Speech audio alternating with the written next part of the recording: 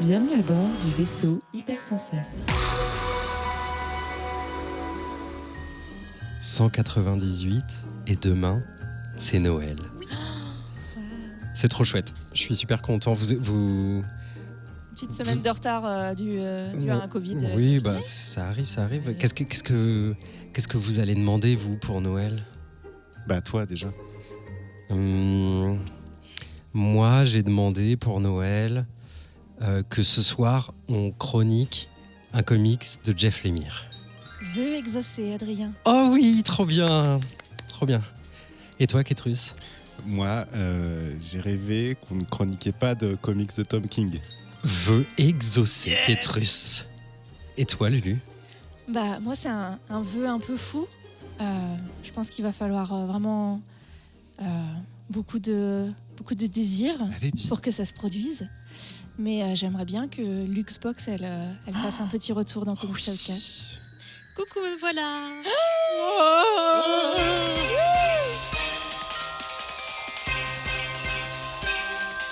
Bouya ! Oh là là ! Mais Plot c'est- twist. Luxbox est avec nous. On a un petit peu spoilé tout à l'heure, mais bon, c'est pas grave. Bouya à tous et bienvenue dans ce 198e épisode de Comics Outcast, l'émission du vaisseau Hypersensas dédiée aux comics books et à leur univers. Je suis vraiment super content d'être de retour. Je sais même pas depuis quand je suis pas venu, mais voilà, je suis content d'être avec les amis ce soir.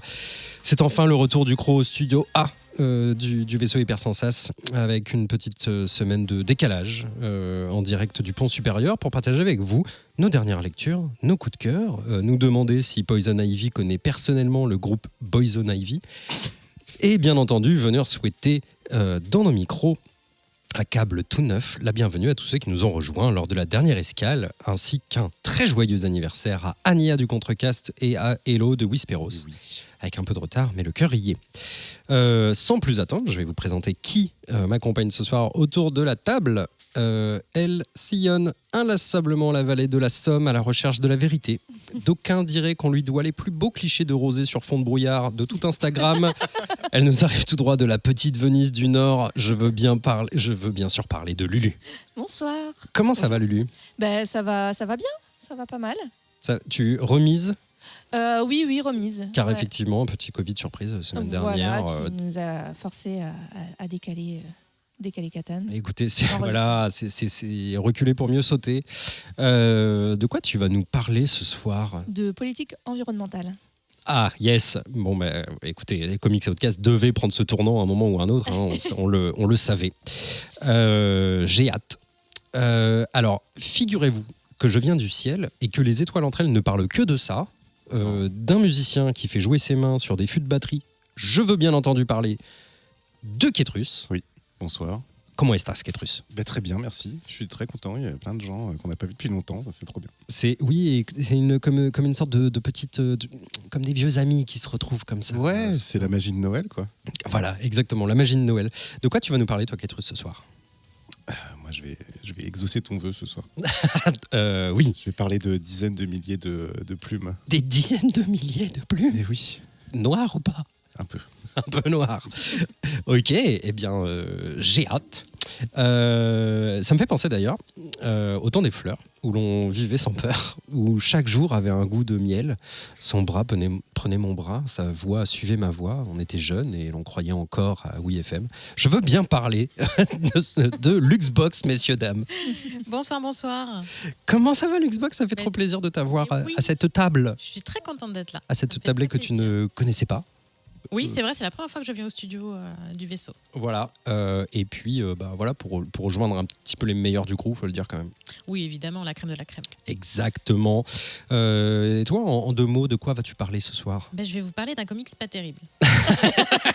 Bon, comme ça, écoute, le décor est planté. Mais il faut au moins ça. Comme ça, on ne nous dira pas que Comics Outcast encore est responsable d'endettement et de divorce, quoi. Parce qu'on en parlait avant de ça. Non, mais je sais pas. Écoute, moi, Je croyais qu'on avait étouffé l'affaire. En fait. dans ma tête, j'imagine que c'est arrivé.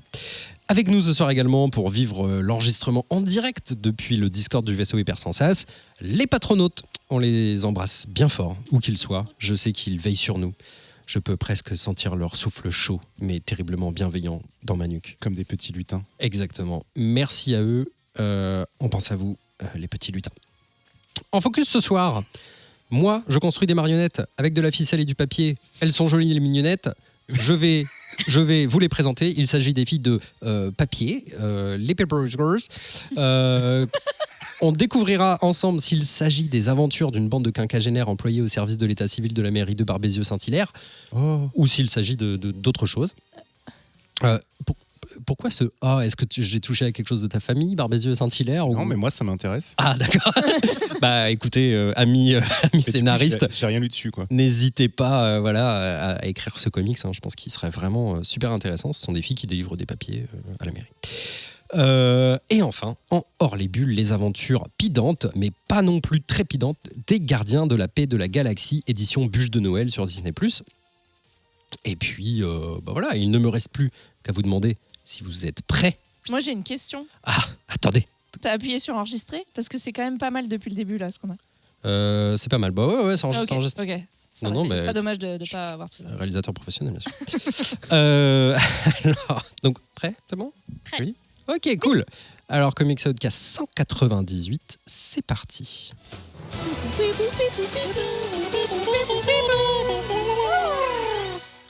En fait, c'est même d'autant plus ouf que depuis le début, je ne suis pas trompé de bouton une seule fois, tu vois. Donc, vraiment assez Oui, incroyable. bah, ça arrive Et au comme le meilleur. vélo. Comment? Comme le vélo, ça. Comme le vélo, voilà. Ben non, mais la dernière émission que j'ai faite, tu vois, pour les 20th Century Toys, je me suis planté sur toute la ligne. Hein, donc, C'est vrai? Oh. Ouais, non, pas tant que ça en fait. On commence donc par les reviews. Les reviews, c'est quoi? C'est ce moment de Comics Outcast où chacun arrive avec un comics dans sa besace et qu'il invite ses camarades à lire avec lui ou elle les 3 premières issues, les 3 premiers chapitres du dit comics. Ce sont des comics qui viennent de sortir, la plupart du temps, qui sont trouvables chez vos marchands de comics la plupart du temps. Ce soir, c'est le cas. Et on va commencer, je propose, par Kétrus. Alors, c'est pas du tout... Quoi? C'est juste que ça s'est fait comme ça. Hein. C'est pas parce que j'ai absolument très vite envie que tu me teases ce comics Ouais. de Jeff Lemire que je n'ai pas encore lu. D'accord. Ça s'appelle Bone Orchard 10,000 Black Feathers. C'est donc de Jeff Lemire et Sorrentino, dont j'ai oublié le prénom. Andrea Sorrentino, pardon. C'est sorti chez Image, je crois, depuis peu, hein, depuis septembre, peut-être. C'est dans la mythologie. Mais tu vas peut-être nous raconter ça. Bon, voilà, je te laisse parler, en fait. C'est ton Non, métier. sais Hein. même Moi, je suis pas payé pour ça. Quelle Hein. mythologie c'est? Moi, j'ai juste lu le comics. Moi, j'ai lu. Moi, je voulais finir pendant les chroniques des autres, mais tu m'as pas laissé l'occasion. Ah, mince. Et t'as oublié de dire que c'était mis en couleur par le fantastique et génial, issime Dave Stewart. Dave Stewart. Bien sûr. Trop bien. Je connais pas, j'ai vu dans tes yeux. Si. Ah bah si, je sais très bien. C'est lui qui a fait... C'est Hellboy. le chanteur de Rhythmix. C'est même pas lui. Il fait tout. Baby Jen, ouais. Il fait tout en ce moment, Ouais, ok. c'est surtout ça. Oui, alors 10,000 machin, je n'arrive pas à prononcer le titre. Alors qu'est-ce que c'est comme histoire? Bah, c'est l'histoire de 2 protagonistes principales, parce que ce sont 2 femmes, Trish et Jackie, IE, qui est en fait un diminutif de Jacqueline, mais on va l'appeler Jackie, et d'un autre personnage un peu secondaire qui est la mère de Jackie, qui s'appelle Terry. Ça va être, alors je vais pas vous raconter un peu dans l'ordre de la première issue, je vais plus vous poser l'histoire. Et ça se passe dans des États-Unis industriels, sûrement un peu dans, je sais plus comment ça s'appelle, la Working Belt, ou quelque chose comme ça, dans les villes un peu paumées, et un peu tristes. Et on va alterner entre le passé de ces deux jeunes filles et le présent, en tout cas ce qu'on pense être le présent de Trish, qui va revenir sur ces lieux-là alors qu'elle est adulte et qu'elle est écrivaine, et qui va aller chez la mère de Jackie, et on va apprendre d'ailleurs que Jackie a été portée disparue lors de leur adolescence, et tout va tourner autour de ça. Et en fait on va alterner entre des phases de flashback dans leur enfance, des phases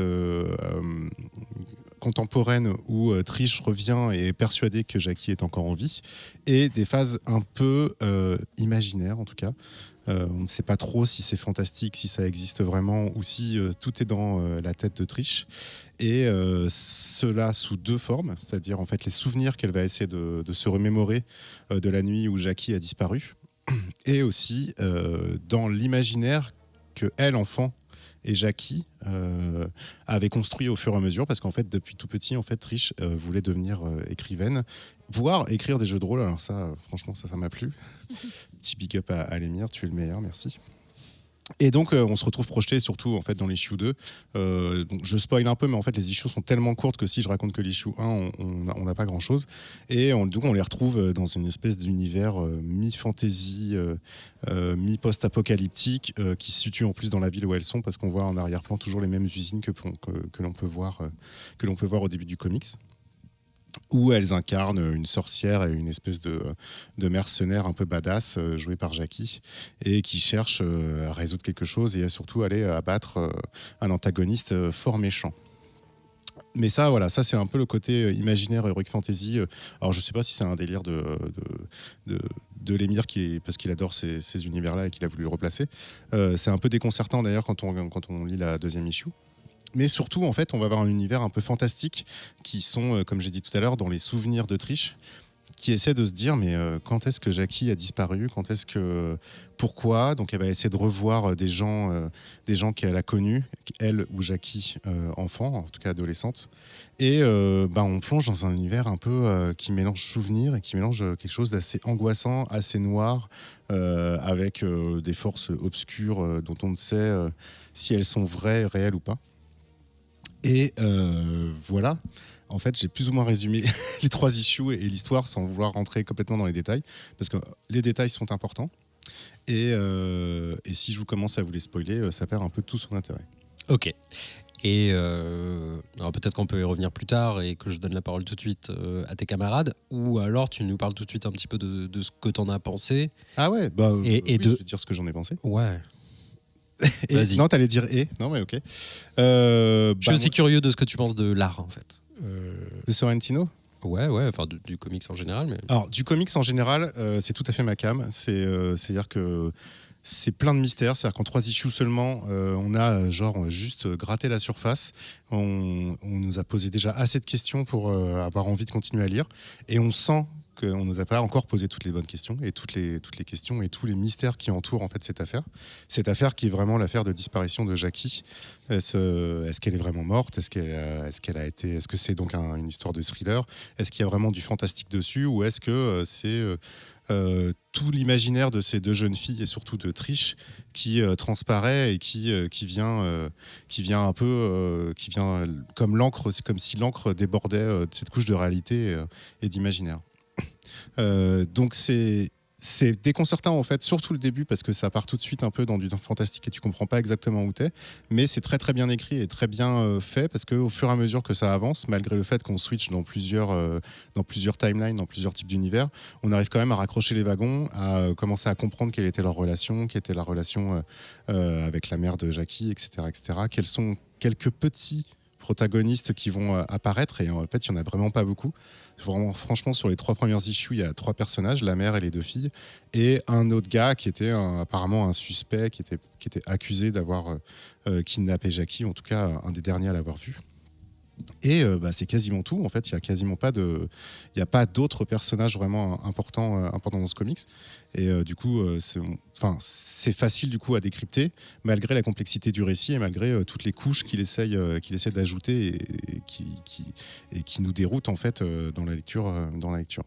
Donc beaucoup de mystères, une narration qui est quand même vachement maîtrisée et qui donne envie de continuer. Au niveau de l'art, alors Sorrentino, moi je suis très très fan. Je trouve qu'il alterne entre des lignes vachement claires, des choses très précises, et en même temps des fois des cases qui sont avec des noirs brouillons très profonds, qui marchait d'ailleurs, je crois que c'est lui qui avait fait Black Monday Murder, mais je suis pas sûr. Donc qui marche bien aussi dans le thriller, etc. Et de temps en temps, du coup, il repasse dans un style qui est un peu plus, avec une ligne un peu plus claire, surtout sur les flashbacks et sur le truc d'Heroic Fantasy, sur le côté un peu Heroic Fantasy post-apo. Et je trouve que ça pourrait déconcerter, c'est-à-dire que c'est vraiment deux styles différents, mais en fait, dès qu'il passe sur ces couleurs noires un peu sales, en fait, parce qu'il va mettre, il y a pas mal de taches de noir, il y a un peu moins d'aplat, les couleurs sont vachement désaturées, sont plus dans les gris, les bruns, les marrons, les jaunes. Et par contre, quand on va passer sur d'autres passages, on va avoir des couleurs très vives, enfin pas très vives, plutôt pastel, mais assez colorées, moins désaturées. Et on pourrait se dire, en fait, c'est très hétérogène, ça fait pas une cohésion, mais en fait, ça marche super bien. Et comme ça nous permet de switcher d'époque en époque et d'univers en univers. Donc très très fan et de l'histoire et de l'artiste, de l'artistique. Ça s'entend.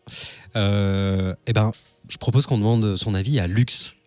Tu te souviens comment on fait? Oui, je me souviens comment on fait. C'est le moment qu'on parle dans le micro et qu'on faut- dit comment qu'on a aimé. C'est ça. Et moi, j'ai eu du mal à accrocher justement à l'aspect graphique. Justement, ce côté très noir, très ancré m'a complètement perdue. J'avais l'impression de voir des photographies un peu barbouillées. Et du coup, j'ai pas du tout accroché. La partie flashback, j'ai trouvé ça un peu trop enfantin. Et la partie Heroic Fantasy m'a plus plu. Donc ça fait 1 sur 3, c'est pas beaucoup. Voilà. Par contre, du côté de l'histoire, je trouve que c'était une bonne mise en bouche et ça m'a donné envie de savoir ce qui allait se passer. Donc en 3 issues, tu veux dire? En 3 issues, oui.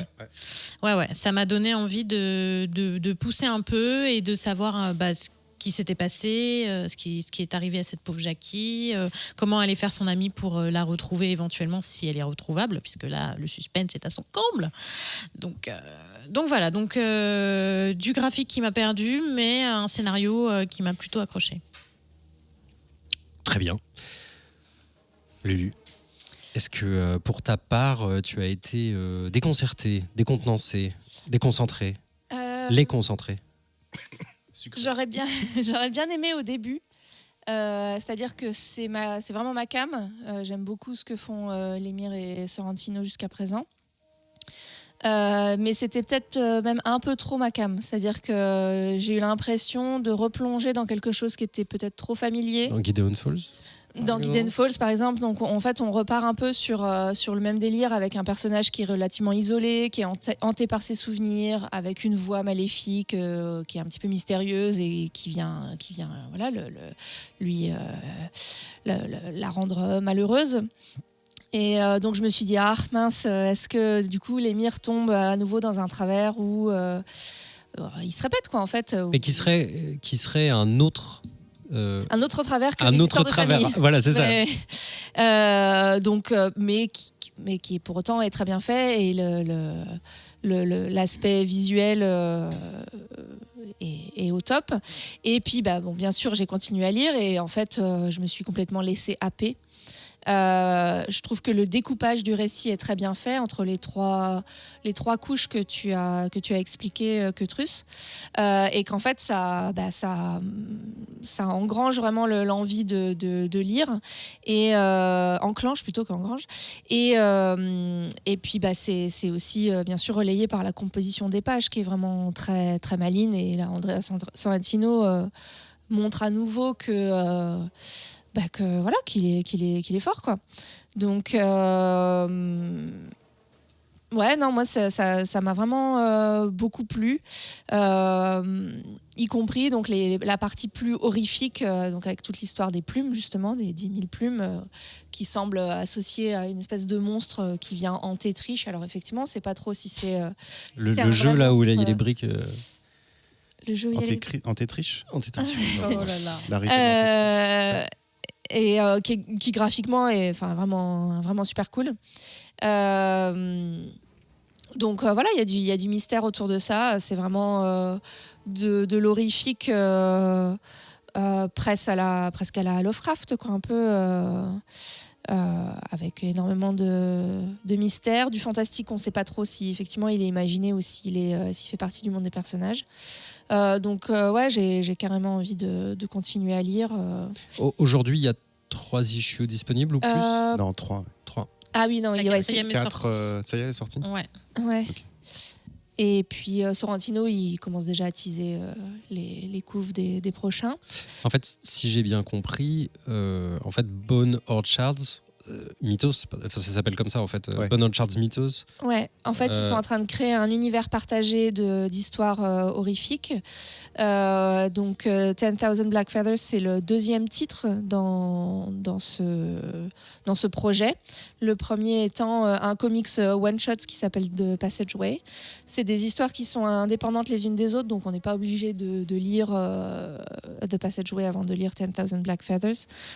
Mais c'est chouette, enfin, ça a l'air ambitieux ce qu'ils ont envie de faire. Ils ont déjà annoncé un autre titre, je crois, qui va commencer en 2023.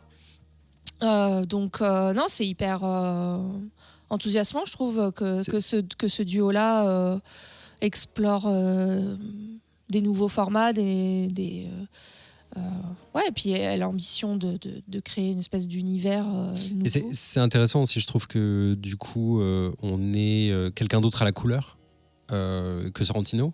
Enfin, ça a l'air d'apporter un tout petit peu du coup de fraîcheur au trait ou quelque chose comme ça. Après, Lux, Ouais. je te rejoins tout à fait. Moi, la première fois que j'ai vu Oui, mais moi, Sorrentino, Mm. j'étais un peu perturbé aussi, quoi. Ce Ouais, le sentiment, photoréalisme. le photoréalisme, il est perturbant. Et d'ailleurs, on le sait, hein, il utilise pour certains de ses plans. Parce qu'il a des planches, enfin, là, du coup je connais pas du tout ce comics, mais il a des planches qui sont souvent à la composition ultra ambitieuse. Enfin, il fait des trucs pas possibles avec la mise en case, quoi. Elle est assez gueudin à chaque fois. Mais par contre, pour certains plans, clairement, il y a de l'aide, d'une façon ou d'une autre, de manière un peu plus élégante que symétrie. Mais parfois, on sent un peu la matière photographique, quoi, derrière, qui est là et Ouais, qui clairement. peut servir à apporter un peu de texture ou juste une espèce de fidélité de perspective ou des trucs comme ça, quoi. Ouais, ou c'est un style. Quand je pense qu'il veut.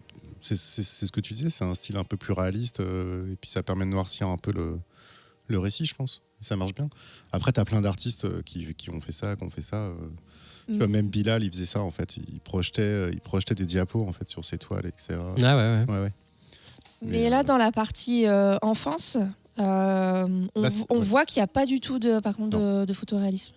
Non, c'est C'est du que, très très fin, tout est dessiné. Que dans la partie adulte, disons. Ouais, donc ils ont pris un parti assez fort Ouais, d'hétérogénéité dans le style, dans les couleurs aussi. Je me demande si Dave Stewart, il a travaillé que sur une partie ou s'il a travaillé sur les deux.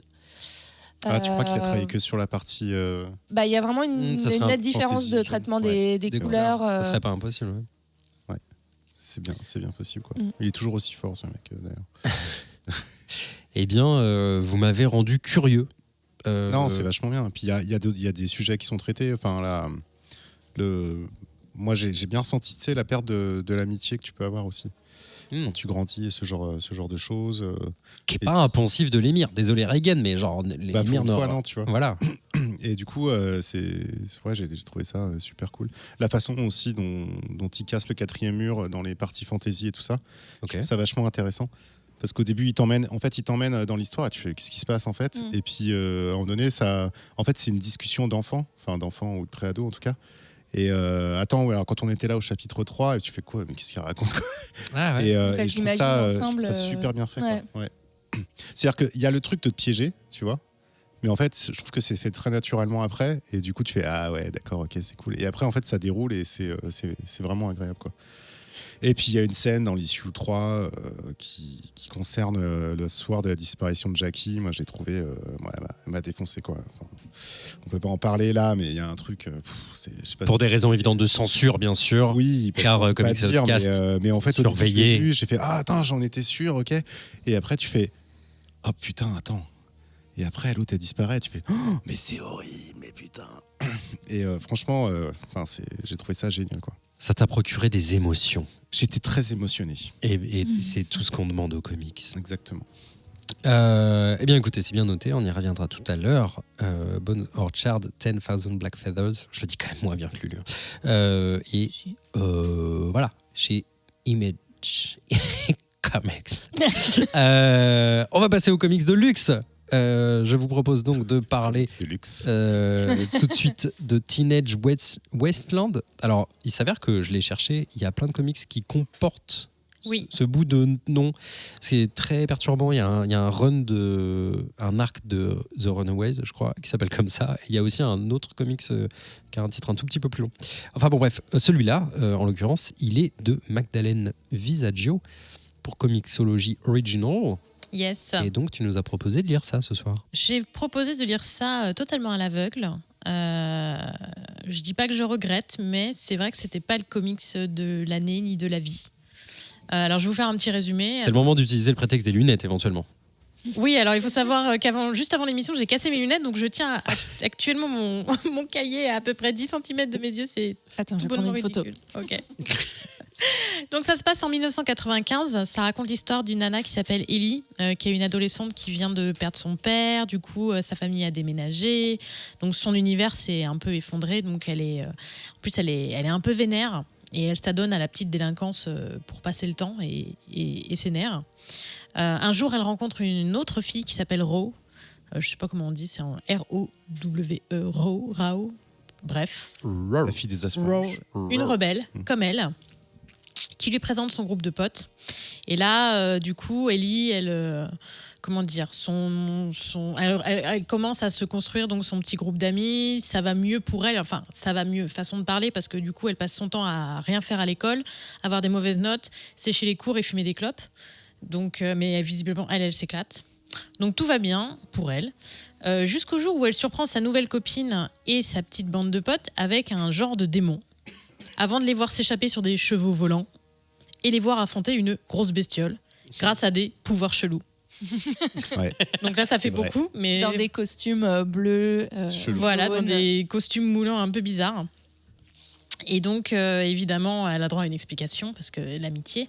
En fait, les filles servent un gardien de la Terre, nommé Vex, qui l'aide à protéger la planète en fait, d'une guerre contre des monstres. Normal. Les 4 filles s'appellent la Cosmic Team Moonrider, et elles proposent à Ellie de faire partie de l'équipe. Voilà. Donc, c'est un comics en 3 issues, donc écrit par Magdalene Visaggio pour Comixology. Donc, pour faire un petit résumé, donc Magdalene Visaggio, c'est une autrice qui a écrit Kim and Kim, Eternity Girl, ou encore Quantum Teens and Go. Alors, personnellement, j'ai pas lu du tout, mais elle a eu un prix, ça a été salué par la critique. Donc, tant mieux pour elle, c'est cool. Ça a été dessiné par une nana qui s'appelle Jen Vaughn, qui est dessinatrice et aussi, pour l'anecdote, narratrice-designer de jeux vidéo mobiles, dont un jeu vidéo basé sur Nicki Minaj. Ça alors. Ok. Voilà, vous pourrez le ressortir à Noël, petite anecdote. Et elle a dessiné notamment Goosebumps Download et Die, Betty and Veronica Vixen. Même chose, des choses que je n'ai pas lues. Ça a l'air très jeune, quoi, tout ça. C'est très teenage. Voilà. Alors, c'est justement le reproche que je fais à la série, mais c'est pas un vrai reproche parce que je pars du principe que quand on n'est pas la cible, on peut pas reprocher à un comics de viser d'autres personnes. Je pense que la cible, c'est pour les gens qui aiment les Magical Girls. Oui, c'est Voilà. totalement ça. Qui avaient envie de voir ça en comics. Le dessin est pas mal. Le scénario est un peu bavard, mais si c'est pas très ouf. Et le principal écueil, c'est que il n'y a que 3 fascicules qui sont sortis. Enfin, 3 fascicules, comme j'ai dit, c'était sur Comixology, donc c'est du numérique. Donc on saura jamais la fin.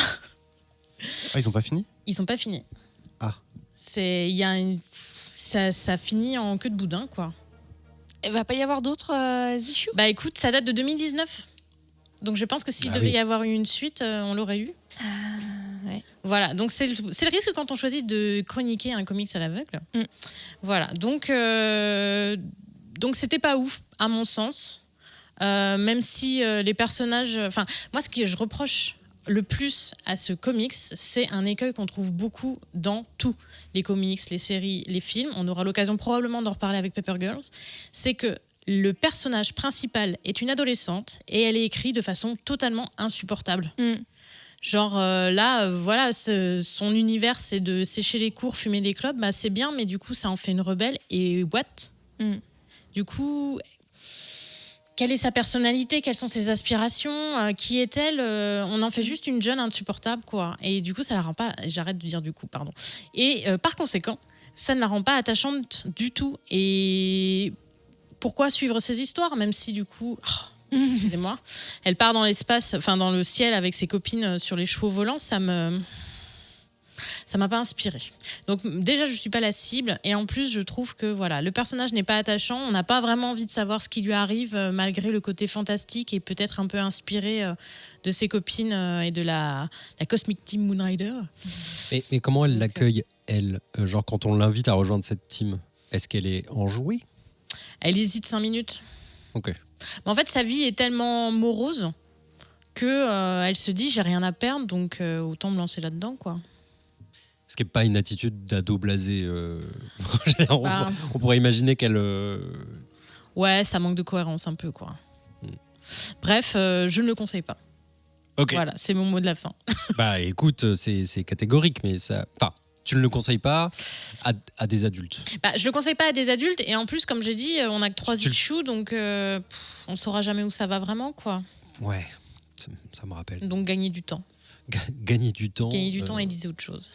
Est-ce que tu crois que ça a été édité en papier? Pas à ma connaissance. D'accord. Donc c'est J'ai fait des recherches, Comixology, j'ai pas trouvé l'information, donc... Disons que Comixology, j'imagine qu'ils ont des métriques un peu temps réel qui peuvent être sûrement assassines pour les titres. J'imagine qu'en fait, ils savent immédiatement si ça marche ou si ça marche pas. Ça doit être un peu comme... Ah ouais, t'imagines. Enfin, tu me diras sur les comics aussi, hein, mais... Lulu, qu'en as-tu pensé pour ta part? Toi, je sais que tu es une adolescente rebelle dans ton cœur. Ouais, non, je peux pas dire que j'ai aimé. Et ouais, en fait, ce que tu disais sur la caractérisation des personnages, c'est caricatural, enfin, c'est des stéréotypes, et ça va pas plus loin que ça. En gros, il y a des scènes, c'est cliché, quoi. Tu sais exactement où ça va, tu sais ce qu'elle va dire, et tout avance un peu comme ça par c'est cousu de fil blanc, et du coup ça rend pas très intéressant. Effectivement, il n'y a pas de psychologie des personnages du tout, quoi. Enfin, il y a rien qui est problématisé, il y a rien qui fait penser à des vraies personnes. Donc déjà du point de vue de l'écriture, je trouve que ça pêche. Et puis par contre, moi graphiquement, j'ai pas du tout accroché non plus. Si je voulais être méchante, je dirais que c'est un peu l'esthétique d'une illustration de lycéen qui a appris art plastique en option, quoi. Boy. Et qu'il y a des problèmes sur les proportions, il y a des problèmes sur la couleur, elle est pas très belle non plus, mais c'est une autre personne qui a fait. Les visages, c'est compliqué, il y a beaucoup d'expressions qui sont très plates. La représentation du mouvement, elle est, je sais pas comment dire, enfin c'est très rigide. Donc ouais, non, moi j'ai pas trop accroché, mais c'est toujours intéressant de revenir sur des comics qui fonctionnent pas, et de voir pourquoi. Enfin là, c'est vraiment oui, c'est un bon exemple il faut créer son échelle et se rendre compte que c'est qu'un comics qui vaut pas beaucoup. Ouais, et pourtant l'histoire avance, enfin c'est logique, on suit l'histoire, enfin toi il y a quand même un savoir-faire dans le storytelling, mais il y a voilà, et je pense que même pour des jeunes qui voudraient lire du Magical Girls, je sais pas si c'est une question de cible, en fait. Je pense que c'est une question aussi simplement de qualité d'écriture. Ouais. Et il y a un truc dans la dernière issue qui est disponible là qui m'a fait bugger, et c'est peut-être ça qui a mené à l'annulation de la série, je ne sais pas.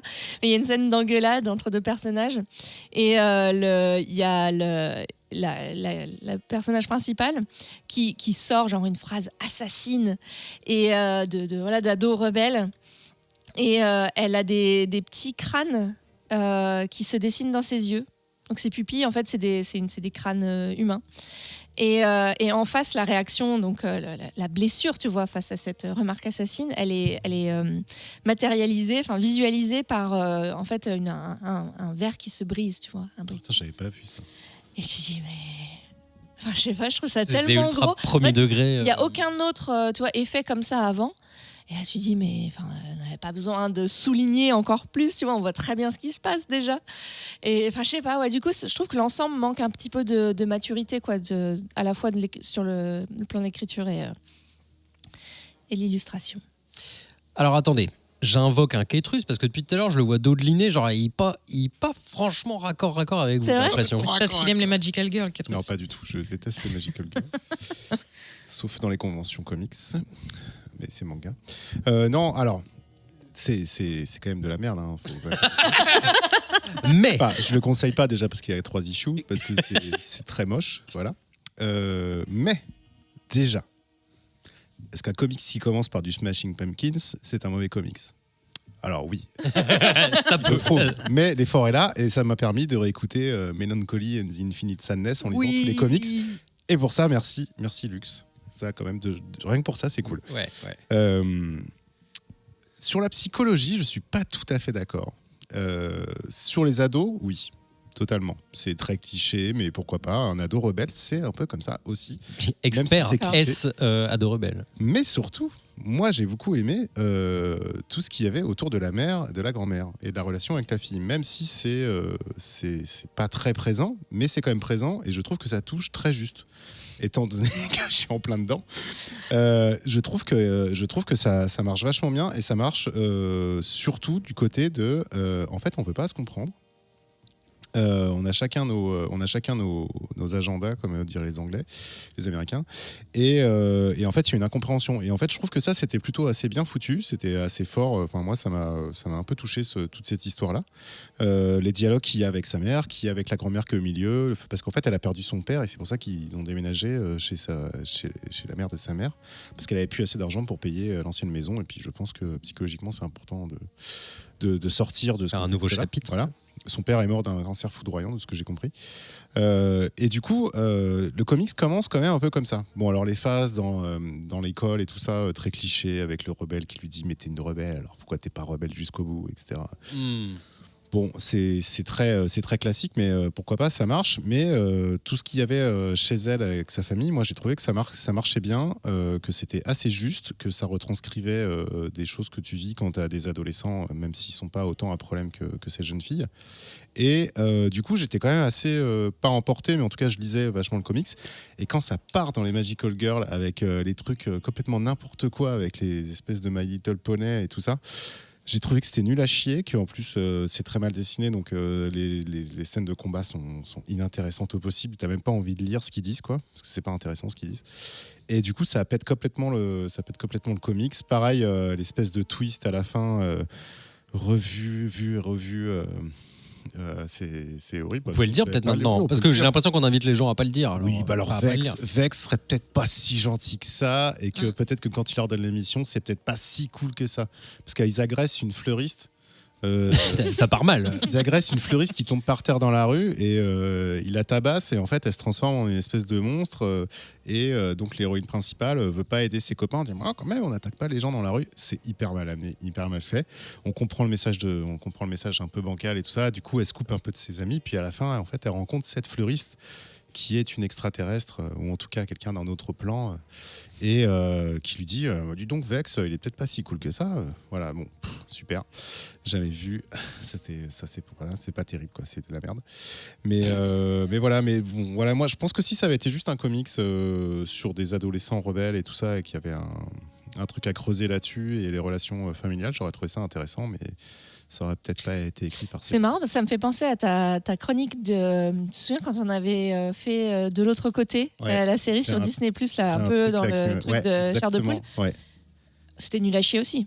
C'était et pourtant, terrible, tu avais trouvé un truc rédempteur dans la représentation de l'adolescence et des parents. Mais je pense que il y a un truc là, faut que tu racontes ton histoire. C'est ce que disait Luxbox, c'est des choses quand t'es pas la cible. Et en fait, les trucs d'adolescents, bon, quand c'est que centré sur les adolescents, c'est pour les adolescents ou les grands enfants que nous sommes encore. Mais quand c'est aussi avec les relations parents-enfants, en fait, moi ça me parle parce que t'es toujours en interrogation en fait. Enfin, je veux dire, putain, un adolescent, c'est ultra compliqué à comprendre, quoi. Parce que ça. Ouais, mais là, c'est pas ça qui est représenté. Mais si, je t'assure que si, en fait, dans les relations avec sa femme, avec sa mère, non. Alors, c'est pas très peu. Je trouve qu'il y a beaucoup de cases justement là-dessus, et je trouve que ça tape juste. Et tu vois, moi, si ça m'a marqué, c'est qu'il y a quand même il y a un petit truc, tu vois, un petit truc de vérité là-dedans, quoi. Après, ça veut pas dire qu'il faut lire ce comics, hein. Je dis pas ça. Je dis juste que moi, j'avais trouvé ça intéressant. Il est probable que les autrices aient quelque Peut-être. chose à raconter aussi. Ouais. Et du coup, c'était une de mes dernières questions, peut-être. C'était, est-ce que vous avez l'impression, donc le comics visiblement a connu une fin tragique, dans son édition, est-ce que vous avez l'impression, au bout du 3e, là, qu'il y a beaucoup de questions irrésolues, que c'est un comics qu'on avait sous le pied, en fait? Non. Non. Enfin, Non, pas à ce point-là. Non. Ça aurait été probablement des trucs très clichés. Ok, donc, Ouais. donc peut-être pas une grosse catastrophe industrielle, Non, je pense pas, pas. pas un regret en tout cas. non, Bah, après, pas de regret. c'est toujours dommage pour des auteurs de pas aller jusqu'au bout de leur Oui. de leur œuvre, quoi. Quelle Oui, qu'elle soit, oui. tu vois. T'as le droit de te planter, hein. T'as le droit de faire des mauvaises œuvres, hein. C'est pas interdit. Non mais je serais au moins que tu puisses le curieux, finir, quoi. je serais curieux quand même. Enfin, je prends compte le contexte Comixology Originals où il est donc probable que les budgets soient pas exactement les mêmes, que les briefs soient pas exactement les mêmes, que la réponse, la position d'éditeur d'une plateforme de ce genre-là, elle soit pas très classique. Je pense qu'en fait, ils commandent à l'issue et que tu vois, s'ils peuvent se permettre d'interrompre au bout de 3 issues, je pense que c'est pas exactement ce qui se serait passé chez un éditeur plus classique. Et enfin, je sais pas, je me demande, tu vois, ce que c'est qu'être la vie d'un auteur qui travaille pour une plateforme possédée par Amazon. Enfin, tu vois, je sais pas en fait. Je me dis juste que il y a Je pense peut-être. qu'il n'y a pas de travail d'édition, justement. Voilà, Enfin, c'est ça. Et ou alors un travail d'édition qui qui se résume à OK et stop. Enfin, tu vois, il y a Ouais, pas, ouais. je pense qu'il n'y a pas eu d'accompagnement. non, mais qui est peut-être genre tout simplement on regarde le nombre de téléchargements, le temps passé sur les pages et puis ça nous suffit à juger en fait. Mais auquel cas. Ça pose une question sur le rôle de l'artiste et sur comment il travaille, quoi. Mais bon, bref, c'est un autre sujet et j'espère qu'un jour on aura l'occasion d'en parler avec un artiste qui a été confronté à ça. Je crois pas que ça soit le cas dans notre histoire, mais one day, maybe. Donc on dit caricatural et inachevé. Il nous reste une dernière review.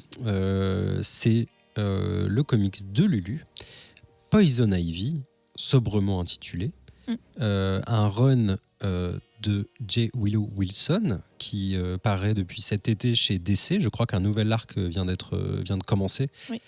Voilà, Lulu, je te laisse la piste. Donc moi, Poison Ivy, c'est pas un personnage. Enfin, c'est un personnage que j'aime beaucoup sur le principe. Je trouve le perso cool, mais j'ai jamais trop lu de comics avec elle. Et même dans les Batman, enfin tout ça que j'ai lu récemment, elle apparaît pas spécialement. Mais par contre, J. Willow Wilson, c'est une autrice que j'aime beaucoup depuis son travail sur Miss Marvel. Et donc, j'étais curieuse de voir ce qu'elle allait faire avec ce perso. Et donc, je me suis lancée dans la lecture. Donc là, on est sur une reprise, enfin un peu un spin-off. Une série spin-off.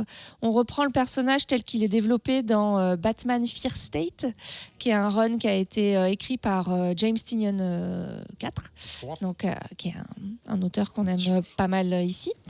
Et donc, un peu le point de départ, c'est ce qui est mis en place dans Batman Fear State, c'est que Ivy a pris un peu une forme ultime dans ce run de Batman, en prenant la forme de Queen Ivy.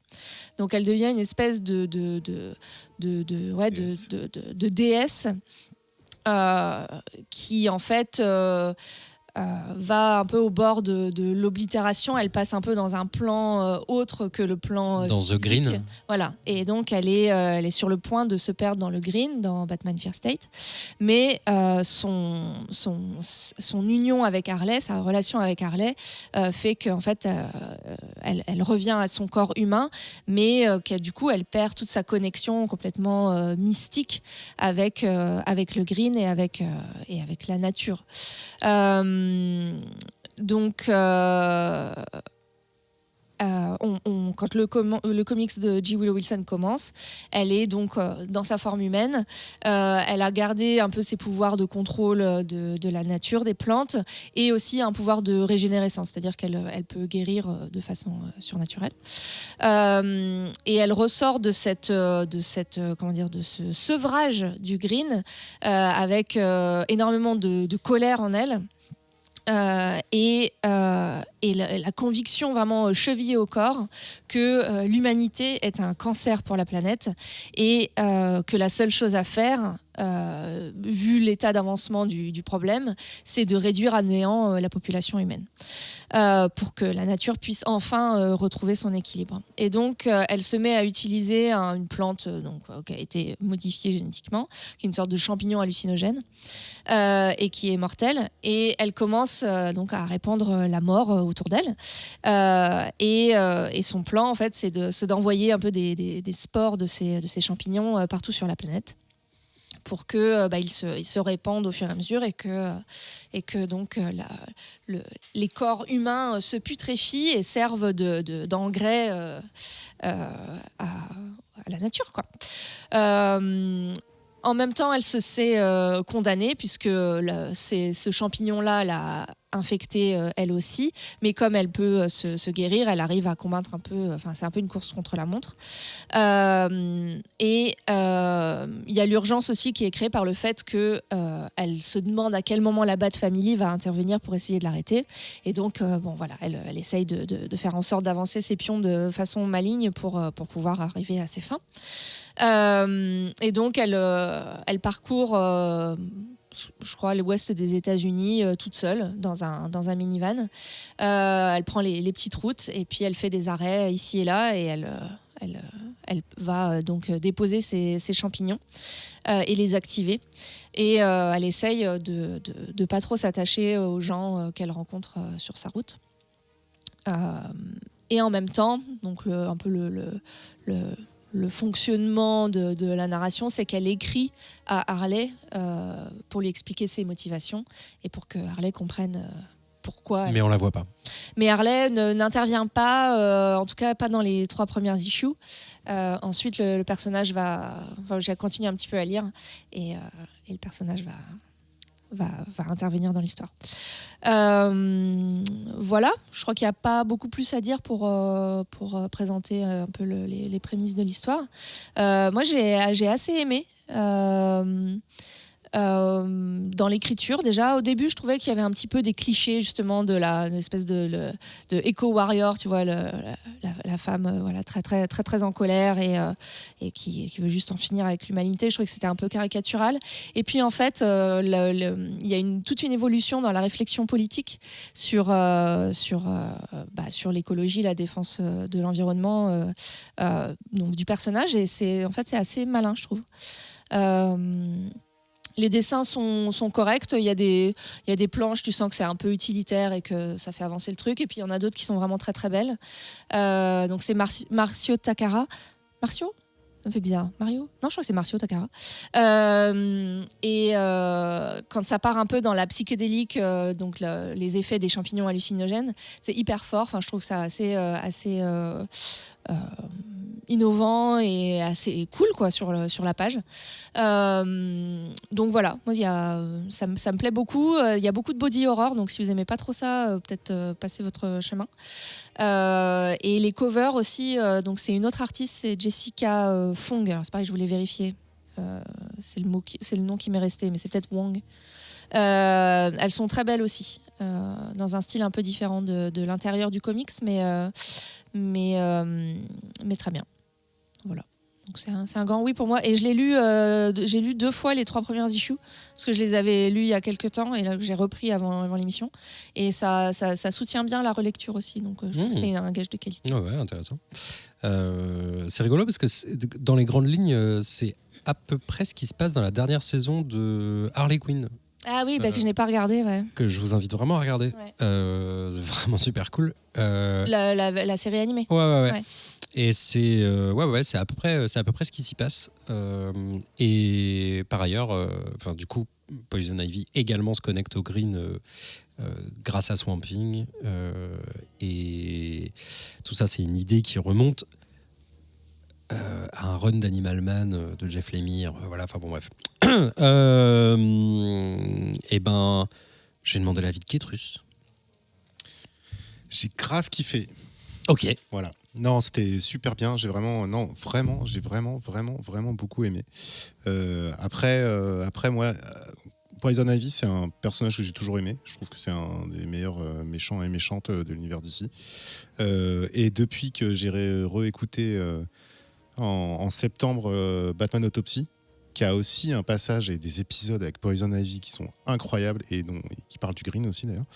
Là, je suis hyper content que tu aies proposé celui-là et du coup, moi, j'ai envie de me faire toute la série. J'ai envie de lire ce que vous avez évoqué. Je trouve que la relation avec Harley Quinn, elle est super intéressante. Enfin, c'est vraiment un grand oui. Je trouve que c'est super bien raconté, c'est magnifique. Le ton, il est hyper juste, que ce soit dans la lettre qu'elle écrit à Harley ou dans les dialogues qu'elle a avec les protagonistes qu'elle rencontre. J'ai lu que les 3 premières issues, mais je vais dévorer les autres. Non, pour moi, c'est vraiment ultra bien, quoi. Je trouve que le personnage est fou. Et voilà, je sais pas quoi dire d'autre. Ça t'a donné envie de continuer et tu es mortel, quoi. Voilà. Et puis tu meurs dans la 2e issue aussi en début. Et t'as une chemise rouge à carreaux. Moi ? Ouais. Bah ça alors. Il va falloir que j'aille voir ça alors. Ça t'intrigue du coup. Dans ce cas, bah oui, complètement. Non, je pense que je l'aurais lu sans ça. Mais là, du coup, et oui. Voilà. Lux, pour ta part. Pour ma part, j'ai été également séduite. Un peu comme Lulu, c'est un personnage qui me plaît beaucoup, comme Kétrus aussi du coup, mais que je connais très mal puisque je plaide coupable, je ne lis pas de DC Comics. Donc c'était un peu la découverte et j'ai été séduite par... elle a un côté, comment dire, un peu désespéré parce que on la sent complètement déconnectée de l'humanité. Et en même temps, c'est comme si elle avait un poids sur les épaules. De libérer un peu cette humanité du destin tragique vers lequel elle s'est menée elle-même. Et avec cette course contre la montre, comme disait Lulu, qui la renvoie elle-même à son statut d'humaine en fait. Ouais. Et du coup, j'ai trouvé j'ai trouvé que c'était beau. J'ai trouvé qu'il y avait beaucoup de poésie, y compris dans le dessin. Il y a des pages extraordinaires. Il y a un jeu de couleurs, notamment justement quand il y a les champignons qui arrivent, etc. Il y a des couleurs qui parfois peuvent être très vives et c'est vraiment un vrai plaisir à lire. Et pareil, je pense que je vais me laisser tenter par la suite parce que, alors du coup, je découvre les précédents, on va dire, grâce aux petits commentaires de Lulu. Je lirai peut-être pas ceux d'avant, mais ça m'intrigue et du coup, je vais peut-être aller me renseigner un peu. Mais en tout cas, je pense que je vais lire la suite. Et pour préciser, c'est pas la peine, je pense, d'avoir lu Batman Fear State avant pour pouvoir lire ce Poison Ivy. Il y a quelques références qui sont faites justement à ce moment où elle était Queen Ivy et où elle était surpuissante. Mais ça ne gêne pas du tout la compréhension si on n'a pas lu ce... Si on a ce pitch-là, ça suffit, quoi. Mais c'est cool de le lire. Enfin, je veux dire. Mais c'est... Ouais. Okay. Et la série, donc, comme je disais, marche très bien. Et donc, elle a une suite déjà qui a déjà été enclenchée. Donc, c'est sûr qu'il y aura 12 issues. Donc, à voir jusqu'à... Enfin, voilà, ce qu'elle a raconté J. Willow Wilson. Mais c'est... Je pense que sur le sujet... parce que Poison Ivy est un personnage relativement ancien. Mais je trouve que sur l'écoterrorisme, parce que c'est une éco-terroriste, en fait... Ouais.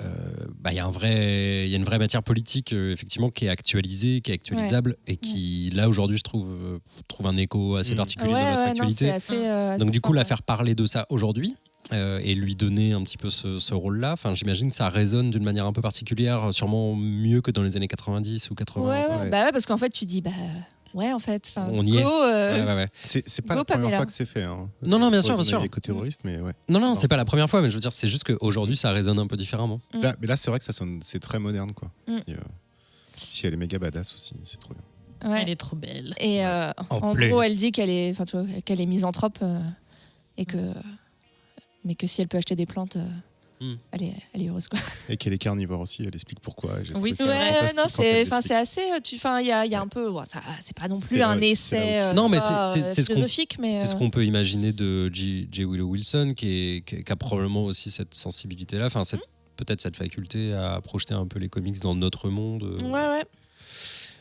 Eh bien, écoutez, moi, je vais l'acheter. Ah oui. Bah oui. Quand tu vas acheter ça quand? Quand ça sera possible. D'accord. Je crois que le tome 1, enfin parce que j'aimerais bien le lire en tome, je crois que c'est pas sorti TPP. encore. Non, pas encore. Hein, mais ça ne... J'ai cru lire mai, alors je suis un peu fâché là quand même. C'est dans longtemps, mais peut-être que je vais finir par le lire en issue. Eh bien, merci beaucoup à tous les trois. Je récapitule. Bonheur Charles, donc un comics ambitieux, déroutant, quelque chose dont on aurait à peine gratté la surface. Complètement.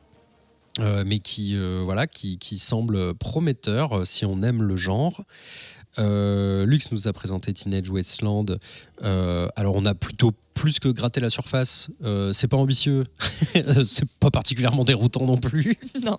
Donc une sorte d'opposite au ça. truc. Et on a terminé par parler de Poison Ivy, le run de J. Willow Wilson, qui est sorti chez DC.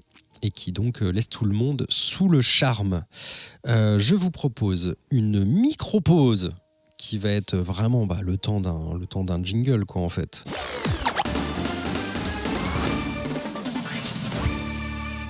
De retour dans Comics Outcast, toujours en direct du vaisseau Hyper Sans Sas et toujours en charmante compagnie. Nous sommes dans le 198e épisode et comme à l'accoutumée, on va partir en voyage ensemble. Mais pour la dernière fois, j'en ai bien peur, car effectivement, 98 est le dernier numéro qui regroupe des communes françaises. Et cette fois-ci, on visitera les terres australes et antarctiques, Wallis et Futuna, la Polynésie et la Nouvelle-Calédonie, qui, figurez-vous, n'a rien d'une nouvelle recette de pâte à farcir italienne. Ah bon? Si tu nous connais, si vous adorez les pâtes savoyardes à l'archipel des Crozets, si tu te souviens de la fois à la fois, si vous captez mal à Halo, si vous avez peur des coups de soleil à UVA, si vous vous souvenez pas de la note après-midi à Fa, si vous faites la traversée de Paris à Gambier, si vous chassez les baleines à Mopiti, si vous y allez sans slip à Nukuiva, si tu t'adonnes à tes occupations mais toujours sans slip à Nukutavake, si vous êtes un rappeur à Papara, ou si vous pensez que ça serait un super nom alternatif pour Splinter, si vous êtes un petit cri de Pokémon Wish à Puka Puka, si vous êtes plus dur à moins doux, si vous faites Pim Pam à Poum, ou si vous pensez qu'on n'a plus qu'à passer au focus à Napuka, venez nous rejoindre sur nos moultes réseaux sociaux. Vous pouvez trouver Comics Outcast sur Twitter, sur Facebook dans le Bouya Comics Club, sur le Discord de Vaisseau Hyper Sans Sas, bien entendu, ainsi que sur Instagram où on y retrouve plein de petites photos de coulisses qui sont tout à fait sympas. Alors, juste... Ah mince, j'ai coupé cette information. J'avais ça dans mon brouillon quelque part, mais il faut savoir qu'il y a des îles qui s'appellent juste les îles de l'océan Indien. Un truc comme ça. C'est original. Les îles éparses de l'océan Indien. Oh, Et c'est leur nom. Et j'imagine que c'est des îles éparses dans l'océan Indien, quoi, voilà. très certainement. J'aime bien le nom qu'on n'ait pas trouvé particulièrement de nom plus intéressant que ça. Qu'est-ce qu'on va faire après, du coup? Mais qu'est-ce qu'on va faire? Je ne sais pas. Alors, donc, effectivement, je disais tout à l'heure qu'il y a bien un numéro 99, mais je propose qu'on ne le fasse pas, puisqu'il s'agit de l'Algérie française. Donc, je pense que ça n'aura pas lieu. Pour 99, on fera sûrement, à ce moment-là, on fera, je sais pas, un quiz où on chantera tous Ah oui, FL65. ça fait longtemps qu'on l'a pas fait. Blue, Alors, voilà. pas FL65. Non, mais je ne sais pas, on fera un truc. On lira un extrait de 99 francs. Alors, à choisir, je sais même pas, tu vois, du coup. Non, mais voilà. Et puis Si je peux faire une suggestion, dans le monde des bibliothèques, on a un code qui s'appelle le code Dewey. Et le 999, c'est les mondes extraterrestres. Donc vous pouvez peut-être parler des planètes étrangères. Ah, alors, d'une, C'est une super idée. Le système Mais de solaire. 2, est-ce que tu connais tous les codes? Non, je connais pas tous les codes. Mais celui-là, il est vachement cool. C'est même l'histoire des mondes extraterrestres. Waouh. Ah ouais, c'est. Ouais. Mais attends, dans la fiction ou De manière générale. donc ça peut être. Ça peut être un essai scientifique très sérieux sur l'étude. Ça aura le code ça 999. aura le code 999, ouais. Waouh. Putain, trop bien. Je suis tellement contente de mon vœu pour Noël. Ça, c'est un vœu utile et qui réchauffe le cœur. Eh bien, le focus, de quoi s'agit-il? Il s'agit de Paper Girls, qui n'a donc rien à voir, je le rappelle, avec des marionnettes en papier. J'ai absolument rien préparé. Je vous laisse prendre la main Tu t'en vas? sur cette partie. Allez, moi je me casse. Non, mais donc on va revenir du coup. On a déjà fait la série en hors les bulles. Oui. Non, on l'a jamais fait. Non, Ah non, mais non, à corps et à cri. au grand regret de Guy Gauze. Pourquoi? Parce que ça a été annulé. Et pourquoi? Parce que je crois que c'est pas très bien non plus. C'est pas Je l'ai pas vu mal. encore. C'est pas mal. Bon, en tout cas, avant toute chose, on va parler du comics. Parce que je crois qu'on a pu l'aborder ici et là, mais pas peut-être dans le cadre d'une review, mais sûrement pas dans le cadre développé d'un focus. Paper Girls est une vieille série maintenant. Ça y est, on est vieux, on est tous vieux. On peut aborder un comics dans Comics Outcast en review et puis ensuite en focus. Et voilà, et je pense que ça valait le coup de revenir dessus maintenant qu'il y a un petit peu plus de matière. Lulu, je te vois dodeliner. Tu veux nous introduire à l'univers de Paper Girls? Je peux prendre le lead, ouais. Ah bah vas-y. Donc effectivement, c'est une série qui maintenant qu'on peut considérer comme ancienne. Ça a commencé fin 2015, donc c'est pas impossible que effectivement vous ayez chroniqué les premières issues. Et il y en a 30 au total, réunis en 6 TPB. Il y a une édition intégrale en anglais qui s'appelle Paper Girls The Complete Story. Et Urban, après avoir sorti plusieurs volumes, là sort une intégrale également en 3 gros volumes avec une très belle couve. Et le premier donc, est sorti en octobre 2022. Donc voilà, donc il y a une actualité au-delà aussi de cette série qui malheureusement a été donc annulée par Amazon. Alors Paper Girls, donc c'est Brian K. Vaughan, donc l'auteur de Saga notamment, et puis Cliff Chiang, qui est un illustrateur que j'aime énormément. Je trouve que c'est une série qui est vraiment à la hauteur de ces deux grands artistes, tant donc sur le plan de l'écriture que sur l'art. Donc de quoi ça parle? Ça commence à Halloween en 1988 à Potron-Minet. Une jeune fille de 12 ans qui s'appelle Erin Ting enfourche son vélo, se fourre dans son sac donc en bandoulière quelques exemplaires du journal local qui s'appelle The Preserver et se lance donc à l'aube dans sa tournée de livraison de journaux. Donc c'est ça, Paper Girl. Et donc c'est sa première tournée et elle a entendu que des filles avaient commencé à faire ce petit job qui jusqu'alors était complètement trusté par les garçons. Donc elle se lance, elle fait fi de sa nature réservée et pourtant ce jour-là a vraiment la sale réputation, donc le lendemain de Halloween, d'être vraiment le pire de l'année pour les petits livreurs à vélo, puisque les grands, ceux qui ont peut-être 15-16 ans, donc qui sont déjà au lycée, rentrent de soirée dans le voisinage et ils sont encore affublés de leur costume de Freddy Krueger, de clown qui fait peur et je ne sais quoi encore. Et donc ils cherchent des noises aux petits qui ont le malheur d'être déjà de sortie. On est donc dans la banlieue résidentielle de Cleveland, dans l'Ohio, donc vraiment pas le lieu le plus glamour qui soit en 1988. Et effectivement, donc on a un peu les les grands stéréotypes de la banlieue américaine. Et donc, Erin, ça ne loupe pas, elle tombe sur ce grand con de Luca Kurtenberger. Quel con celui-là. Oh là là, celui-là, on l'aime pas. Je l'aime pas. Qui donc commence à un peu l'invectiver, à lui dire ah, vas-y, file-moi un journal, t'as loupé ma maison et tout ça. Donc on se dit ah non. Et c'était sans compter sur la livreuse à vélo Alpha, la number one, la première de son genre, la légendaire Mackenzie, qui déboule Walkman sur les oreilles, clope au bec pour sauver la mise donc à la petite nouvelle. Et Mackenzie, elle est flanquée de 2 acolytes, KJ et puis Tiffany, l'une armée d'une crosse de hockey sur gazon et l'autre d'une paire de walkie-talkie dernier cri en Non, 1988. c'est pas des walkie-talkie. Ah, des C'est une talkie-walkie. CB. Ah, c'est une CB. Bah ouais, Ah elle oui, explique, elle bien explique sûr, en plus. Mais oui. Dernier cri, Oui, oui. $49,99. On a donc 4 gamines de 12 ans qui sont voilà, d'emblée prêtes à s'entraider pour finir la tournée saine et sauve.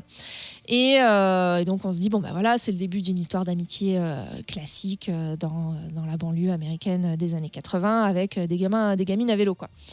Mais c'était sans compter sur 3 gars chelous qui leur piquent un des talkies et prennent leurs jambes à leur cou. Et en se lançant à leur poursuite, les 4 jeunes filles ignorent qu'elles sont sur le point d'échapper de façon brutale et quasiment sans retour, en tout cas on a l'impression, à leur petite vie qu'elles trouvaient étriquée, ennuyeuse, peut-être un peu aussi douloureuse. Il y a un peu des traumas pour certaines. En fait, donc, elles vont découvrir le voyage dans le temps et vivre des aventures qui vont à la fois accélérer leur passage à l'âge adulte et puis graver au plus profond d'elles-mêmes aussi la valeur de l'amitié. Et vont, on peut le penser, changer leur vie. Donc c'est une histoire de kids on bikes dans les années 80, comme on en connaît d'autres, donc comme E.T. par exemple, ou les Goonies, ou plus récemment Stranger Things. Ça peut faire penser un peu à Stranger Things, on peut se dire bon bah déjà vu quoi. Sauf que Paper Girls a commencé avant. Donc les issues ont commencé à apparaître fin 2015 et Stranger Things est sorti sur Netflix en juillet 2016. Et si je peux ajouter un complément d'information, parce que j'ai fait mes petites recherches, nous avons donc chroniqué Paper Girls le 10 janvier 2016. Donc probablement au moment où il y a eu 3 issues. Ouais, ouais, c'est ça. Voilà. Ouais. Et le 10 janvier 2016, ça fait donc quasiment 7 ans. Aïe, aïe, aïe. Ouais. Voilà, c'était le 37, c'est ça? Ouais, l'épisode 37, donc pas vraiment le début de Comics Podcast, mais presque. Enfin, voilà, c'est Ouais. Hashtag coup de vieux. Et hashtag coup de vieux. un je peu. me souviens que donc à l'époque j'étais aux C'était États-Unis Gaylord. et j'ai acheté le premier TPB de Paper Girls aux États-Unis. Waouh. Voilà. Donc voilà, bah c'est très très bien. Je me souviens que effectivement quand j'ai commencé à lire la série, que je lisais donc au rythme des sorties des TPB, comment dire, j'avais un peu du mal à suivre. C'est-à-dire que je trouvais qu'il y avait des choses que je captais pas très très bien, enfin que voilà. Et là, en le relisant, Tu parlais pas très bien anglais aussi. je parlais pas très bien. En le relisant, donc pas d'une traite, mais en enchaînant toutes les issues, ça gagne vraiment. C'est un récit qui gagne vraiment à être enchaîné, et on voit à quel point il est construit et où, en fait, à la fin, dans les dernières issues, il y a des trucs qui reviennent, qui ont été mis en place dès le début. Et ça montre vraiment, je trouve, la maîtrise de l'écriture donc de Brian K. Vaughan, qui met en place un univers qui est très riche, hein, donc avec du voyage dans le temps, donc on a des retours dans le passé, on a des avancées dans le futur, etc. qui est hyper maîtrisé. C'est-à-dire que c'est pas juste il s'est lancé sur une idée, il s'est dit allez vas-y go, on va bien voir ce que ça donne. Et puis s'il y a des incohérences, bon bah tant pis. Non là on sent vraiment que c'était, il y avait un plan de route qui était établi dès le début et même dans les détails, c'est assez chouette ça de voir ça. Je trouve qu'on le voit d'autant plus quand on enchaîne les issues. Voilà, bon, je vais peut-être passer là. Donc ça, c'est sur le grand pitch. Ouais. Aujourd'hui, c'est quoi le statut de Paper Girls ?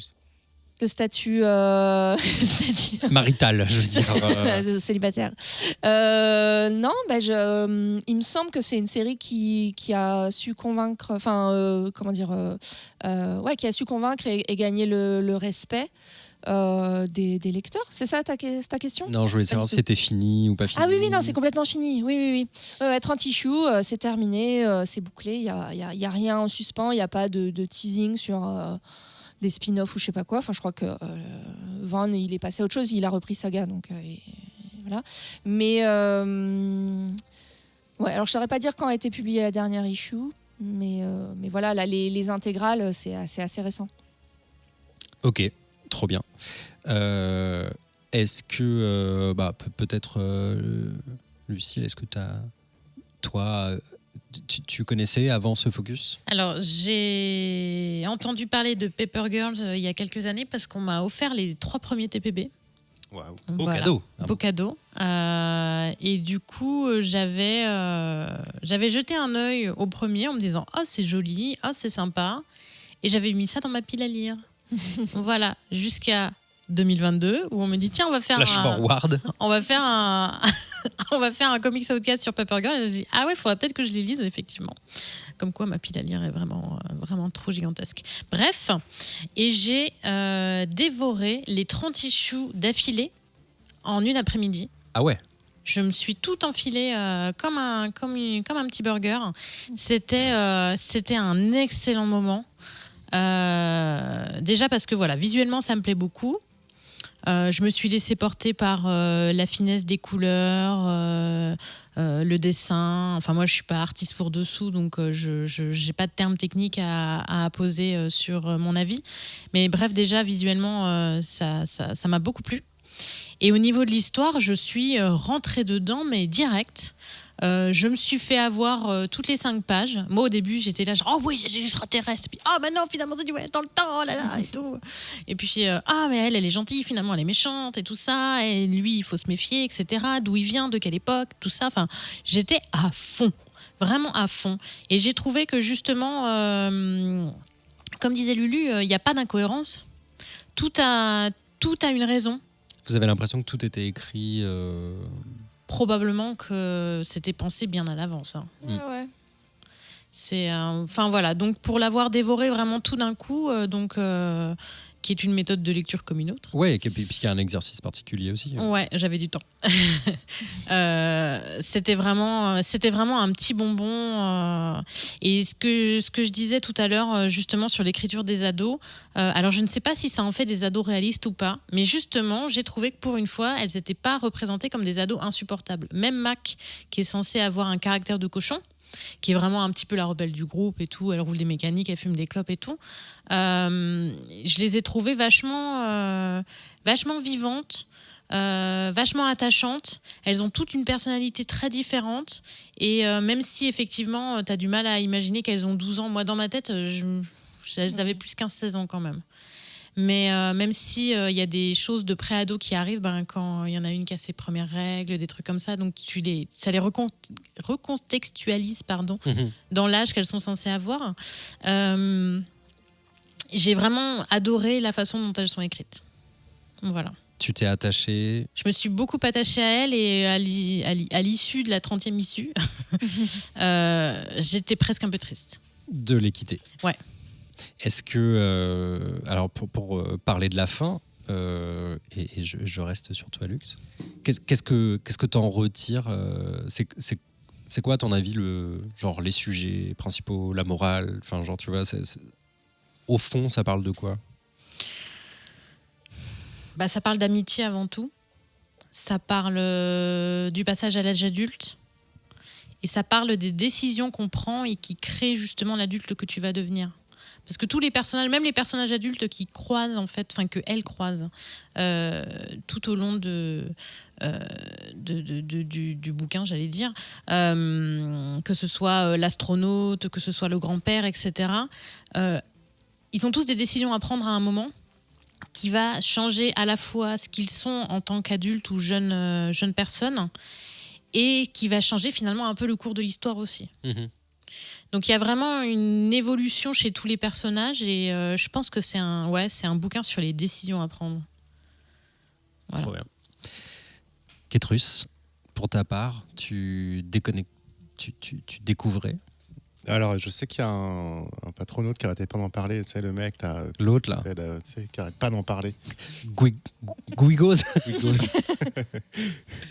Ouais. Du coup, non, je savais que c'était. Enfin, je supposerais que c'était très bien parce que tout le monde en parle, quoi. Enfin, beaucoup en parlent. Et du coup, c'est pareil, j'ai lu toutes les 8 issues en une après-midi d'1 heure. Et non, du coup, j'ai pas tout lu, j'ai pas eu le temps. Mais c'est ouf, enfin, de ce que j'ai lu là, et je continue à lire en arrivant. Ouais, c'est mortel. C'est pareil, c'est tout ce que j'aime, quoi. Des personnages bien écrits, c'est magnifique. Franchement, les dessins, les couleurs, les planches, tout est beau, quoi. Tout est bien foutu, tout est bien caractérisé. Tu reconnais tous les personnages, ils ont tous des traits de caractère, des expressions, ce qui n'est pas toujours le cas dans les comics et les BD. Mais Ouais, les visages, là, ouais, pour le coup. elles ont toutes des expressions, en fait, et c'est super agréable. Et putain, l'histoire, c'est ouf, quoi. Enfin, je pense qu'effectivement, si j'avais eu plus de temps, j'aurais bouffé les 30 issues d'un coup. Et c'est quand même un peu la série du cliffhanger. Oui. Parce qu'il y a un cliffhanger de ouf à la fin de chaque issue, quoi. C'est un truc de malade. Et d'habitude, tu pourrais trouver ça chiant, tu vois, facile, répétitif. Et en fait, non. Le truc est à chaque fois différent, à chaque fois incroyable. Et c'est parfaitement maîtrisé. Donc voilà. Donc je suis désolé, j'ai pas lu toute la série, mais en tout cas de ce que j'ai lu déjà, donc un tiers à peu près, c'est un petit chef-d'œuvre, quoi. C'est vraiment ultra bien, quoi. J'ai presque envie de voir la série. Moi, ça m'a donné grave envie de voir la série, même Donc, si elle est donc pas toi, finie. toi, tu ne l'avais pas vue, Non. la série. Non. Tu n'as pas vu la série non plus. Et Lulu, toi, tu avais vu la série. Pas en entier. D'accord. En fait, je voulais relire les comics avant de regarder la première saison. D'accord. Et, Et donc finalement, et entre-temps, j'ai arrêté mon abonnement à Amazon, donc voilà. Ouais. Mais finalement, quoi? Non. Non, mais j'allais dire finalement, ça a été annulé. Finalement, ça a été annulé, ouais. Le point de départ est sensiblement le même. Voilà. Après, je sais qu'il y a des choix qui ont été faits qui font un petit peu... comment dire, enfin, ils introduisent des variations, mais globalement, c'est assez fidèle. Et le casting de la série était ouf, en fait. Enfin, les actrices qu'ils ont trouvées pour jouer les gamines, c'est hallucinant. Enfin, c'est... Au-delà, enfin, il y a la ressemblance physique, ce qui est dingue, et puis, ça avait l'air d'être des super actrices, quoi. Donc c'est un peu dommage. Je crois que malheureusement la série pâtit énormément de la comparaison avec Stranger Things. Ouais, c'est ce que j'allais dire. Mais bon, c'est bizarre c'est dommage qu'il l'ait lancé et que pour ensuite après l'annuler au bout d'une saison, puisque les retours étaient loin d'être négatifs, donc voilà. C'est bourré de références aussi, ce bouquin, quoi. Bourré de références. Ouais, la guerre des mondes, il y a plein de choses. Ah oui, ok. Pas dans le sens, parce que Guillaume se faisait remarquer dans le Discord quelque chose, c'est que contrairement peut-être à Stranger Things, on n'est pas dans un versant nostalgique. Non, c'est ce que j'allais dire. Il n'y a pas du tout de nostalgie pour les années 80. De toute façon, on les quitte assez rapidement. Ouais, c'est ça. Et ce qui en est dit, c'est qu'en fait, c'est les personnages, c'est le monde de leur adolescence qui est assez douloureuse, en fait. Soit parce qu'elles ont des problèmes d'adolescente lambda, soit parce que dans leur famille il y a un contexte qui est pas, donc c'est pas un monde du tout qui est idéalisé, qui est fétichisé. Il y a les objets, tu vois, associés, il y a le Walkman, des choses comme ça, les styles vestimentaires et tout ça, mais non, c'est pas du tout dans la nostalgie des années 80. Des 80s, ouais. Non, pas trop, ouais. Et puis ça aborde le voyage dans le temps de façon très élégante, je trouve. Ok. Vachement bien foutu, quoi. Avec des réflexions, justement. Enfin, j'ai pas encore tout lu. Après, je sais pas si vous me confirmez si ça continue et si ça tient la route, quoi. Mais en tout cas, là, de ce que j'ai lu déjà, rien que quand elle rencontre son moi du futur, Ouais, entre ça, guillemets, c'est c'est pas assez, vraiment son moi du futur. Et en fait, la façon dont c'est traité, je trouve ça C'est très hyper touchant, en intéressant. fait. Ouais, Ouais. c'est très touchant et puis ça marche super bien, quoi. Tu vois, c'est vraiment c'est très smooth. Et t'es pas en train de te poser la question, tiens, mais alors que machin, la théorie à la con. Et comme c'est une bande de filles, est-ce que la question de est-ce que des questions de genre ou Oui, c'est féministe, ouais. même si c'est écrit par un homme? Ah ouais. Mais comme dans Saga, en fait. Mhm. Enfin, il pose déjà la question du genre et de la représentation et, Oui. des normes de genre, etc. Ça, il la pose déjà dans Saga. Et là, c'est le cas avec en plus la couche supérieure, ajoutée de l'adolescence qui... Oui, qui cristallise un peu le truc. Ouais, carrément. Et de la sexualité, de début aussi pour certains personnages. Non, c'est vraiment très très bien écrit et la charge émotionnelle ne fait que s'intensifier. Mhm. Les dernières issues, c'est une espèce de point d'orgue dans la résolution où tu as un truc vraiment sur la résolution un peu du paradoxe temporel et qui a des gros enjeux émotionnels et affectifs, etc. Et en fait, c'est hyper fort parce que du coup, moi je trouve, si j'avais un bémol, ce serait ça, c'est-à-dire il y a toute la rationalisation du paradoxe temporel qui arrive à la fin. Bon, moi, Qui alourdit. non, parce que ça se fait assez rapidement. Alors, c'est peut-être potentiellement une critique.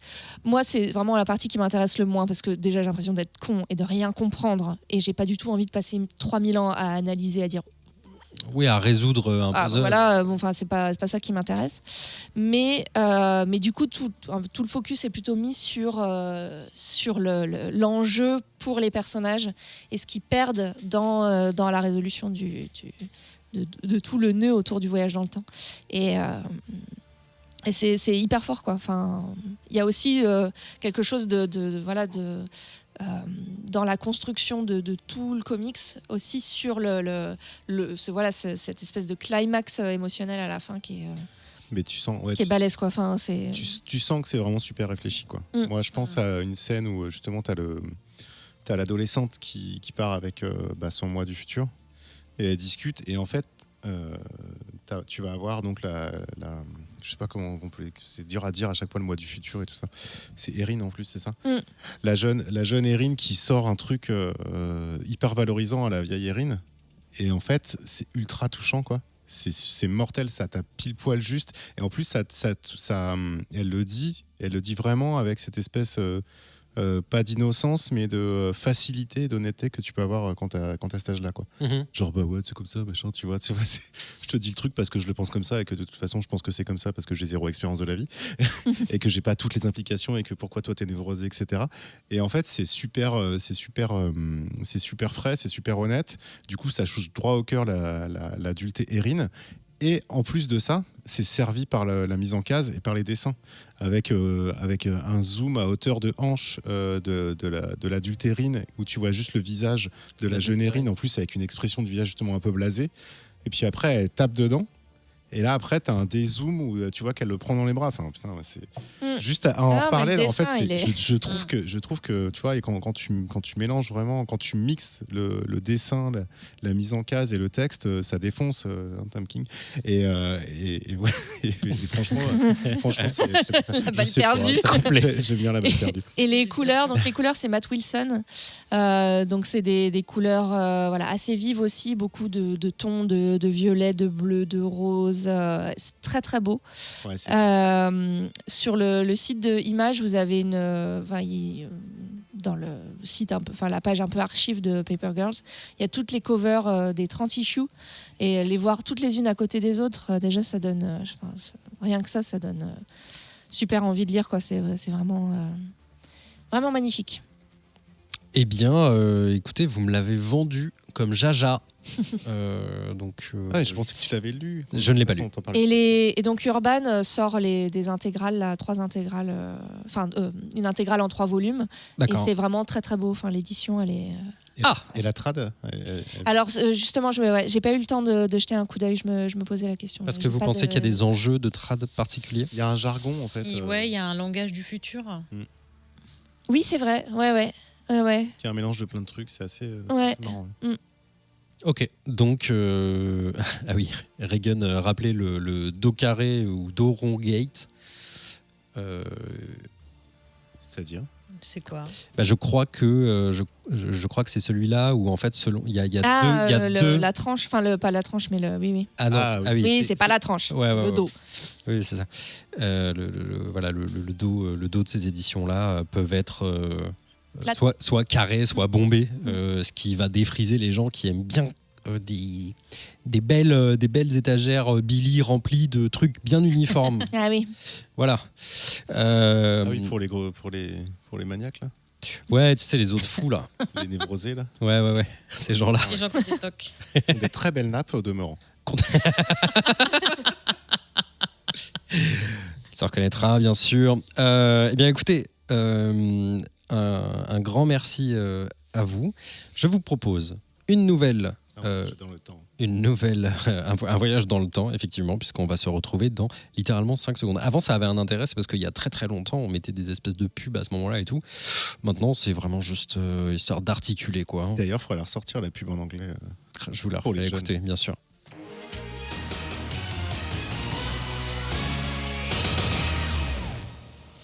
Voilà, on est tous partis aux toilettes. Non, pas du tout.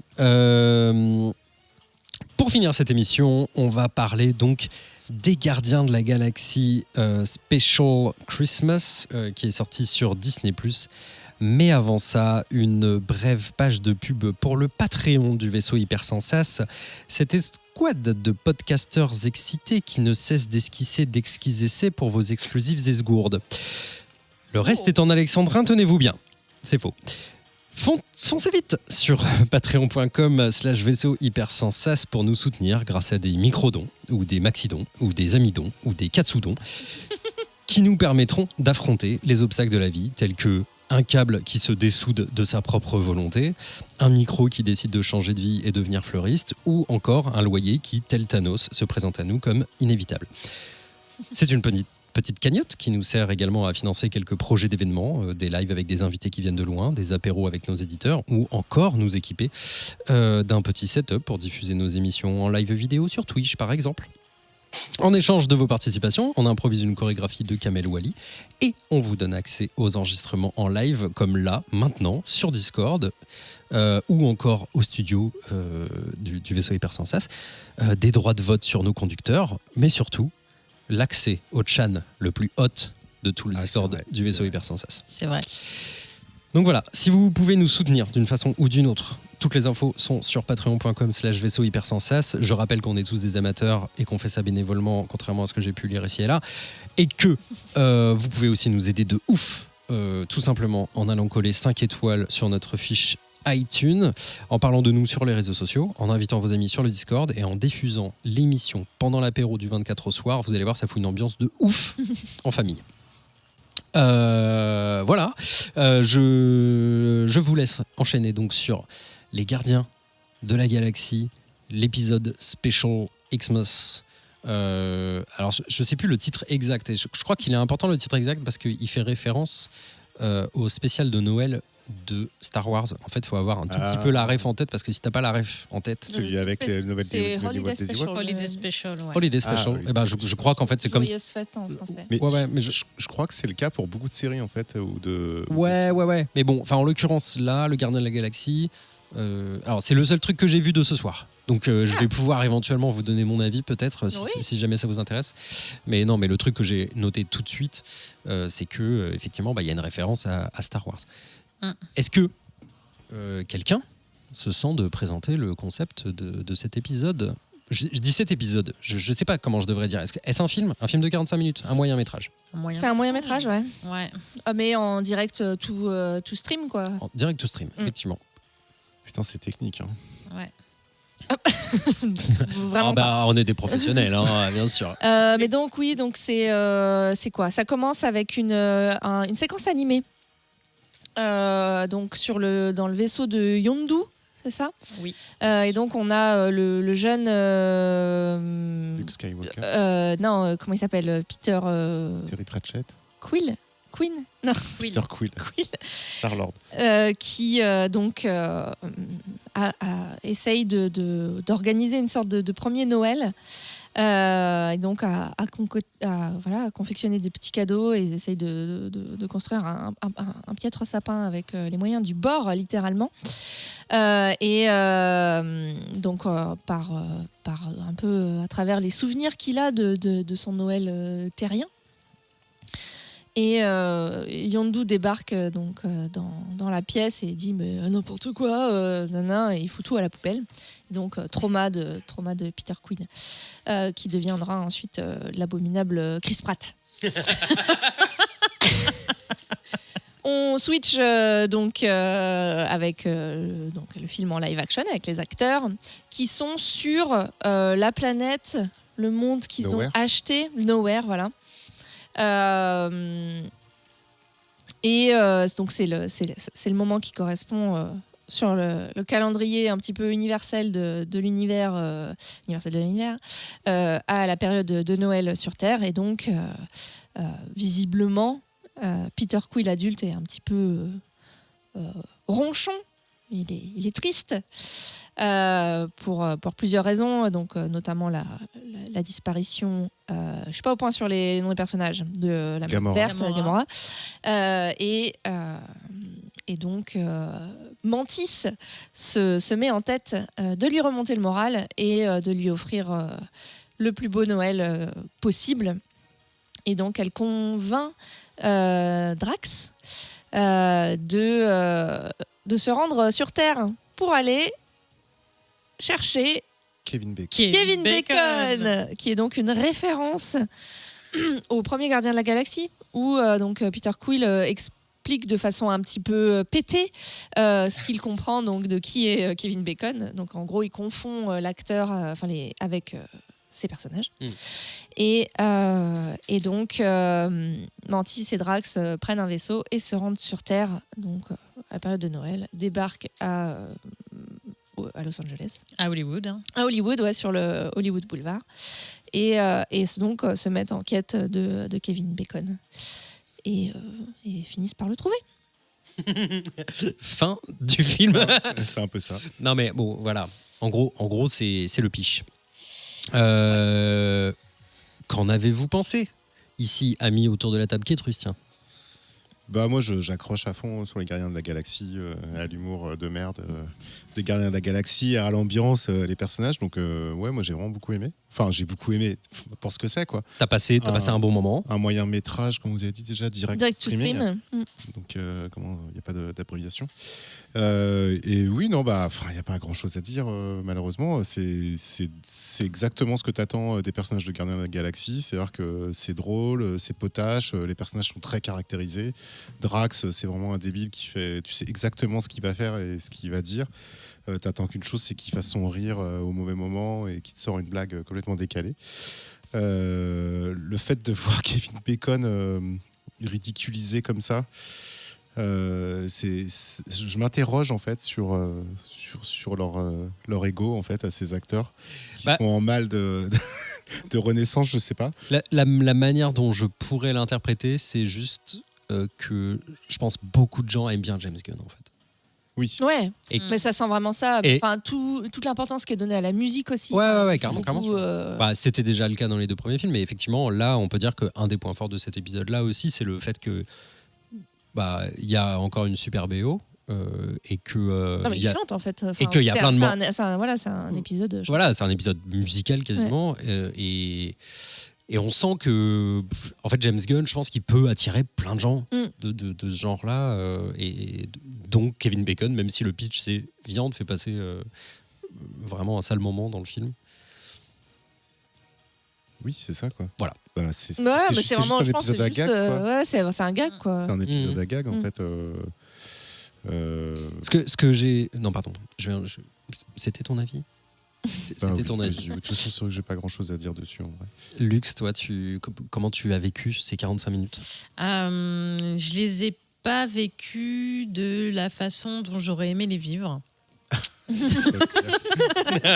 C'est-à-dire que c'est très ambivalent en fait, parce que moi j'ai adoré Les Gardiens 1. J'ai pas du tout aimé Les Gardiens 2, malgré la présence de Kurt Russell qui est mon dieu vivant. C'est clair. Et donc je savais pas trop à quoi m'attendre avec celui-ci.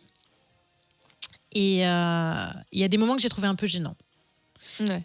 Moi, Drax ne me fait pas rire du tout. Ouais. Je trouvais qu'il était très bien écrit dans le premier, mais depuis, il se viande un peu, je trouve. C'est toujours la même chose, quoi. Il évolue Oui, pas, le c'est personnage. ça, donc ça se répète un peu. Mantis, elle est mignonne, mais elle est un peu trop naïve à mon goût, donc pareil, elle me fait pas toujours très rire. Donc ce qui fait que le duo m'a un peu laissée froide. Voilà. Après, moi, il faut savoir que je suis Kevin Bacon sexuel. Donc, vous pouvez le Ah mettre ouais partout. Ouais. C'est vrai. Vous pouvez le mettre partout, il n'y a pas de problème. Il pourrait me vendre des clopes à la sauvette, je dirais oui. Donc voilà, moi j'ai adoré le fait qu'ils aillent chercher Kevin Bacon, le fait qu'ils se prennent pas au sérieux, son petit numéro musical, j'ai été complètement séduite. Donc du coup ça s'est bien remonté dans mon estime grâce à Kevin. Et je me suis laissée toucher par la fin. Je vais même être totalement honnête avec vous, je pense que j'étais un peu sensible, mais j'ai eu ma petite larmichette. Alors, je vais vous lire mes notes. Je dois être vraiment fatigué en ce moment, mais ça m'a ému, j'ai un peu pleuré. Oh, Non, c'est parce voilà. que t'es papa. Ah Mais ouais. Je sais pas. Mais si, je te jure, ça change tout. C'est la maladie, tu vois, j'en sais rien. Mais vraiment, en fait, C'est ouais, pas une la- maladie d'être en sensible. fait, il y a, enfin, en deux temps hein, d'ailleurs. En fait, juste tout simplement parce que donc quand ils arrivent à lui faire la surprise, enfin, effectivement, ils lui offrent Kevin Bacon, et surtout. En fait, ils font un setup de Noël. C'est-à-dire je pense qu'en fait, c'est rigolo parce qu'il y a un espèce de petit ressort. Vraiment, tout le truc, c'est genre, on va chercher Kevin Bacon, mais en fait, ils passent par un magasin pour décorer et ils font une super déco. Et en fait, j'avoue, j'ai pas senti Noël arriver. Là, littéralement, quand on enregistre, c'est dans 3 jours. Et c'est genre, je le vois, enfin, bon, comme beaucoup d'années, tu me diras, mais j'ai pas vu Noël arriver. Et en fait, c'est genre, peut-être, comme j'ai pas regardé d'autres films de Noël ou je sais pas quoi, c'est le truc le plus Noël de toute mon année là, tu vois. Et en fait, voir le moment où il annule, ils allument tout, et voir ça dans le regard de Peter Quill qui découvre Noël, machin et tout, ça m'a touché. Ah, c'est ça qui t'a touché. Moi, je crois Non, que tu c'est pas parlais de que Mantis, ça. Je dis c'est en deux temps. Ça, puis après vraiment la toute fin. Mais non, ça a marché sur moi, tu vois. Je me suis dit ah ouais, tiens, ok, c'est un peu. Il y a un peu de magie de Noël quand même, tu vois, genre pour un épisode qui est absolument de commande, de plateforme, genre écrit à l'arrache, en pure économie de moyens, parce qu'il y a 3 décors et demi, mais je trouve de manière assez maligne en fait. Le fait que, tu vois, finalement tout se passe genre quasiment sur... à nowhere, quasiment sur une espèce de carrefour, genre tout claqué, et genre, ok, il y a un décor studio indoor avec probablement 90% de fond vert, ça marche quoi. Enfin, je trouve que ça se tient quand même. Et effectivement, genre, il y a une proportionnelle de cringe qui est pas que tu peux pas oublier. Ouais. Mais moi, je trouve que au contraire, sur ce genre de format, ça marche super bien en fait. Sur un film complet, et moi je suis d'accord, je te rejoins, j'ai adoré le premier et j'ai détesté j'ai vraiment pas aimé le deuxième, sauf l'introduction de Mantis. Mais je trouve que Gardien de la Galaxie, sur ce format-là, tu vois, très court, très léger, ça marche bien. Comme la mini-série qu'il y a autour de Groot. Ah ouais. J'ai pas vu. Ce sont des Pas vu. épisodes qui sont 3 minutes, c'est ça? fantastiques. C'est les trucs comme ça? Alors je crois que ça dure 3 minutes ou 5 minutes. Mais il y a 3 minutes de générique. Donc en fait, c'est un petit épisode de 2 minutes. Franchement, regardez-les. Il y en a 4 ou 5. C'est fantastique. C'est du Groot. C'est complètement absurde, c'est complètement barré, c'est drôle et ça mange pas de pain. Quoi. Parce que là, du coup, il y a quand même une petite valeur, je trouve, de continuité dans le MCU. C'est que quand même, on apprend un tout petit peu. C'est quoi le statut des gardiens? C'est quoi le Groot? Il a grandi. Ouais. Je trouve. Enfin, moi, j'ai appris des choses en tout cas. J'aime pas trop son design d'ailleurs, je trouve. Non, j'aime pas trop non plus. Enfin, ça fait très bodybuilder quoi. Mec dans un costume et en même temps, genre non. Pourtant, il est absolument en 3D. Enfin, c'est adolescent californien un peu quoi. Tu vois. Ouais, je sais pas, c'est un peu étonnant. Il fait du surf. Il fait du surf et il mange des protéines. Non, mais tu vois, je trouve que pour les Gardiens de la Galaxie, ça marche bien. Et tu sais que ça va pas durer très longtemps. Donc, moi, je suis client de ça. Ça marche très bien. Et donc, toute cette phase d'animation en rotoscopie claquée au sol de l'intro et de la fin, c'est donc une ref au Star Wars Special, au Infamous Star Wars Special, qui a exactement ce genre, D'accord. avec exactement ces palettes de couleurs, ces défauts d'animation, ce trait, etc. Voilà. Ça nous a Tu m'as pas demandé mon avis, Adrien. Ah oui, c'est vrai. Ah oui, c'est vrai que tu as été absolument factuel. Attends, rewind. Et Lulu, et toi, ton avis? Moi, j'ai noté sympa. Merci de cette intervention. Yes. C'est vraiment très important que je le dise. Bah, Voilà. donnez au Patreon pour avoir des Ah ouais. avis plus élaborés que ça. Non, c'est tout, j'ai rien d'autre à dire. Voilà, ça t'a pas. Non, ouais, tiens. bah, un peu ce que vous avez dit. Moi, ça m'a pas touché, je dois dire.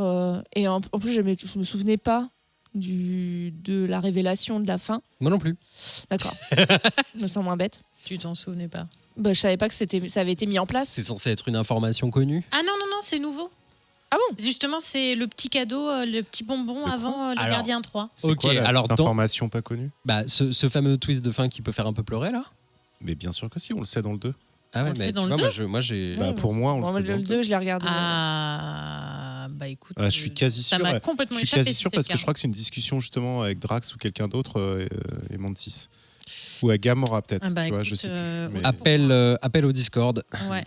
Dites-nous pour avoir une information. Draken répond c'est de la merde. Le spectateur le sait. Mais non, j'ai trouvé cool l'investissement que tu spectateur, sens le scène est pas cool, de il Kevin sent. Bacon, justement. Les numéros chantés, là, je trouve ça sympa. Enfin, Ouais. Les chansons, je les trouve cool. Ouais.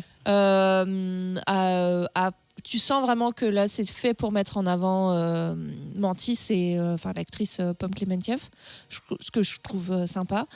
Par contre, Chris Pratt, vraiment, il a l'air de s'en contrebalancer. Ouais, un peu. Bon, il y a- fait y a la tronche au- la moitié du film. il y en a aucun, il y a aucun investissement dans le truc.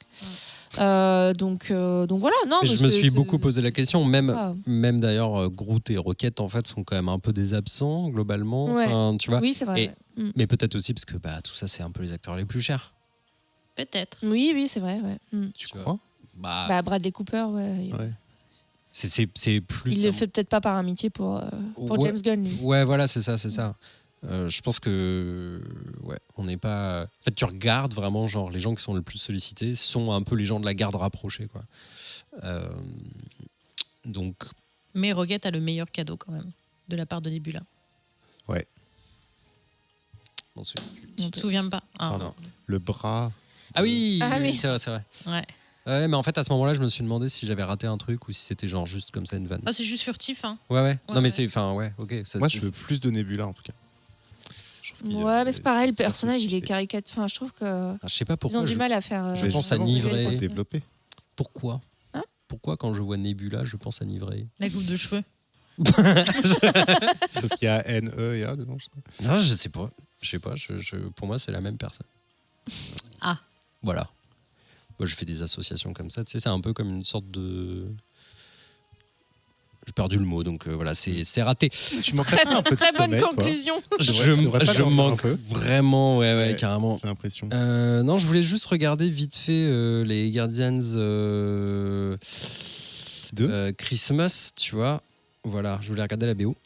Ah, Il y a du Julien Casablancas, donc ça c'est quand même cool. Il y a à nouveau les Smashing Pumpkins, donc quelque part on l'a, notre fil rouge de l'émission là. oui. C'était les citrouilles Éclaté. écrasées. Ah non, c'est éclaté. On a les Wombats, on a les Jackson 5, on a des trucs un peu, voilà, des trucs gauleries quoi. Des trucs gauleries. Ah ouais. Ouais. Eh ben écoutez, c'était tout votre avis. Un petit hors les bulles pour un petit. Ouais. Bah ouais, bah écoute, on C'est est à léger, 1h42 d'émission, ça fait longtemps. pas vrai. Oh putain, Ça ça fait fait bien. longtemps qu'on n'avait pas fait ça. Et je pense que ça, c'est un peu une sorte de miracle de Noël. Ah ouais, c'est fini là. Mais écoutez, oui, bien sûr, le miracle de Dead, my friend. Le miracle de Noël, alors, en fait, il y en a deux, il y en a trois. Il y a Lux qui descend du ciel avec ses ailes comme ça et qui vient nous rejoindre autour de la table. Il y a l'émission qui fait moins d'une heure, enfin moins de 2 heures. Oui, quand même. J'allais dire moins d'une heure 45, mais là je crois que c'est mal barré. Et il y a un potentiel sans montage, quoi, quasiment en fait. Si je mens un tout petit peu aux téléspectateurs. Téléspectateurs. On- Les spectateurs aveugles. Voilà. Donc on est vraiment tous d'accord qu'il faut que j'aille dormir, quoi. Oui, c'est ça. oui, c'est bien, ça. tu vas C'est pouvoir peut-être- rentrer pas trop tard. Peut-être la raison, voilà, c'est ça pour laquelle finalement ça ne fait que 1h45. Il nous reste à faire un petit tour de table pour nous dire au revoir. Lucie, Adrien, au revoir. au revoir. Je te laisse rentrer, remonter dans ta petite Venise du Nord. Oui, absolument. Alors, Qui n'est pas Bruges. qui n'est pas Bruges, mais enfin, je veux dire, c'est Enfin, officiel. Pas que. Ce terme, je l'ai trouvé sur le site Oui, bien sûr. officiel de la ville d'Amiens. Oui, ils aiment bien. Sûrement amiens.fr. Ouais. Mais je pense qu'il y a vraiment beaucoup de petites Venises de mon cul parce que Oui. non mais ouais. Non mais en France, tu vois, en général, genre dès qu'il y a 3 canaux, Absolument. Ouais. clac, petite Venise, mon gars. Ouais. Bon bah écoute, passe-leur le bonjour. Où est-ce qu'on te retrouve si on a envie d'évoquer la Jules Verne, par exemple? Ouais, non. Beaucoup trop de choses à thème Jules Verne à Amiens, c'est pénible. Sur le Discord, hein, principalement, du vaisseau Hypersensas, il y a des liens qui traînent ici et là. N'hésitez pas à nous rejoindre. Mon pseudo, c'est Lulu. N'hésitez pas. C'est celle-là qui a un avatar où elle se met une bière dans le nez. C'est ça. Et voilà, c'est tout. Hein. Sur Twitter, je shadow-like beaucoup. Elle shadow like. Et je retweet de temps en temps, mais j'ai peu de contenu. Ketrus Merci beaucoup pour ta présence ce soir également. Oui. Je te laisse rentrer dans la petite Venise du 13e. Ça, en face de la morgue, Voilà. c'est moi. Et si, admettons, j'ai envie de parler avec toi de Tu veux parler avec moi 10 000 plumes. Et et tu veux de, parler avec moi de 10 000 plumes, on va boire des coups. Et Ah. si tu veux le faire à distance, sur le Discord, bien évidemment. Et assis sur Instagram de temps en temps. Trop bien. Lux, tu nous as bénis ce soir de ta lumière. C'est vous qui m'avez béni en me permettant de revenir au micro de Comics Outcast. Oh, écoute, c'est quand tu veux. J'espère qu'on n'aura pas à attendre Noël pour refaire ce vœu. Moi, j'espère aussi. Allez. Si on veut parler des Magical Girls avec toi, Oula. Le meilleur endroit, c'est soit Twitter où je shitpost beaucoup, soit le Discord où je shitpost beaucoup. Sinon, vous pouvez me retrouver au micro d'un autre petit podcast qui s'appelle Allo Central, qui est à peu près une fois tous les un mois et demi selon notre forme, qui parle de culture générale et de culture pop. Voilà. complète de longévité. Bah ouais, c'est 2014 aussi, hein, Allo Ouais, Central. ouais. À l'époque où on était tous sur Radio Kawa. C'est ça, quel talent, Ah là là. quelle histoire, quelle époque. Et Et Et toi toi, où Ouais, est-ce qu'on toi. te retrouve, Adrien Larousé Z2 dans mon lit, mon gars. Écoutez, oui, Twitter, tant que ça existe. Voilà, Adrien Larousé Z2E. Sur le Discord, un petit peu moins, malheureusement. J'ai peu le temps en ce moment. Mais surtout, j'espère que.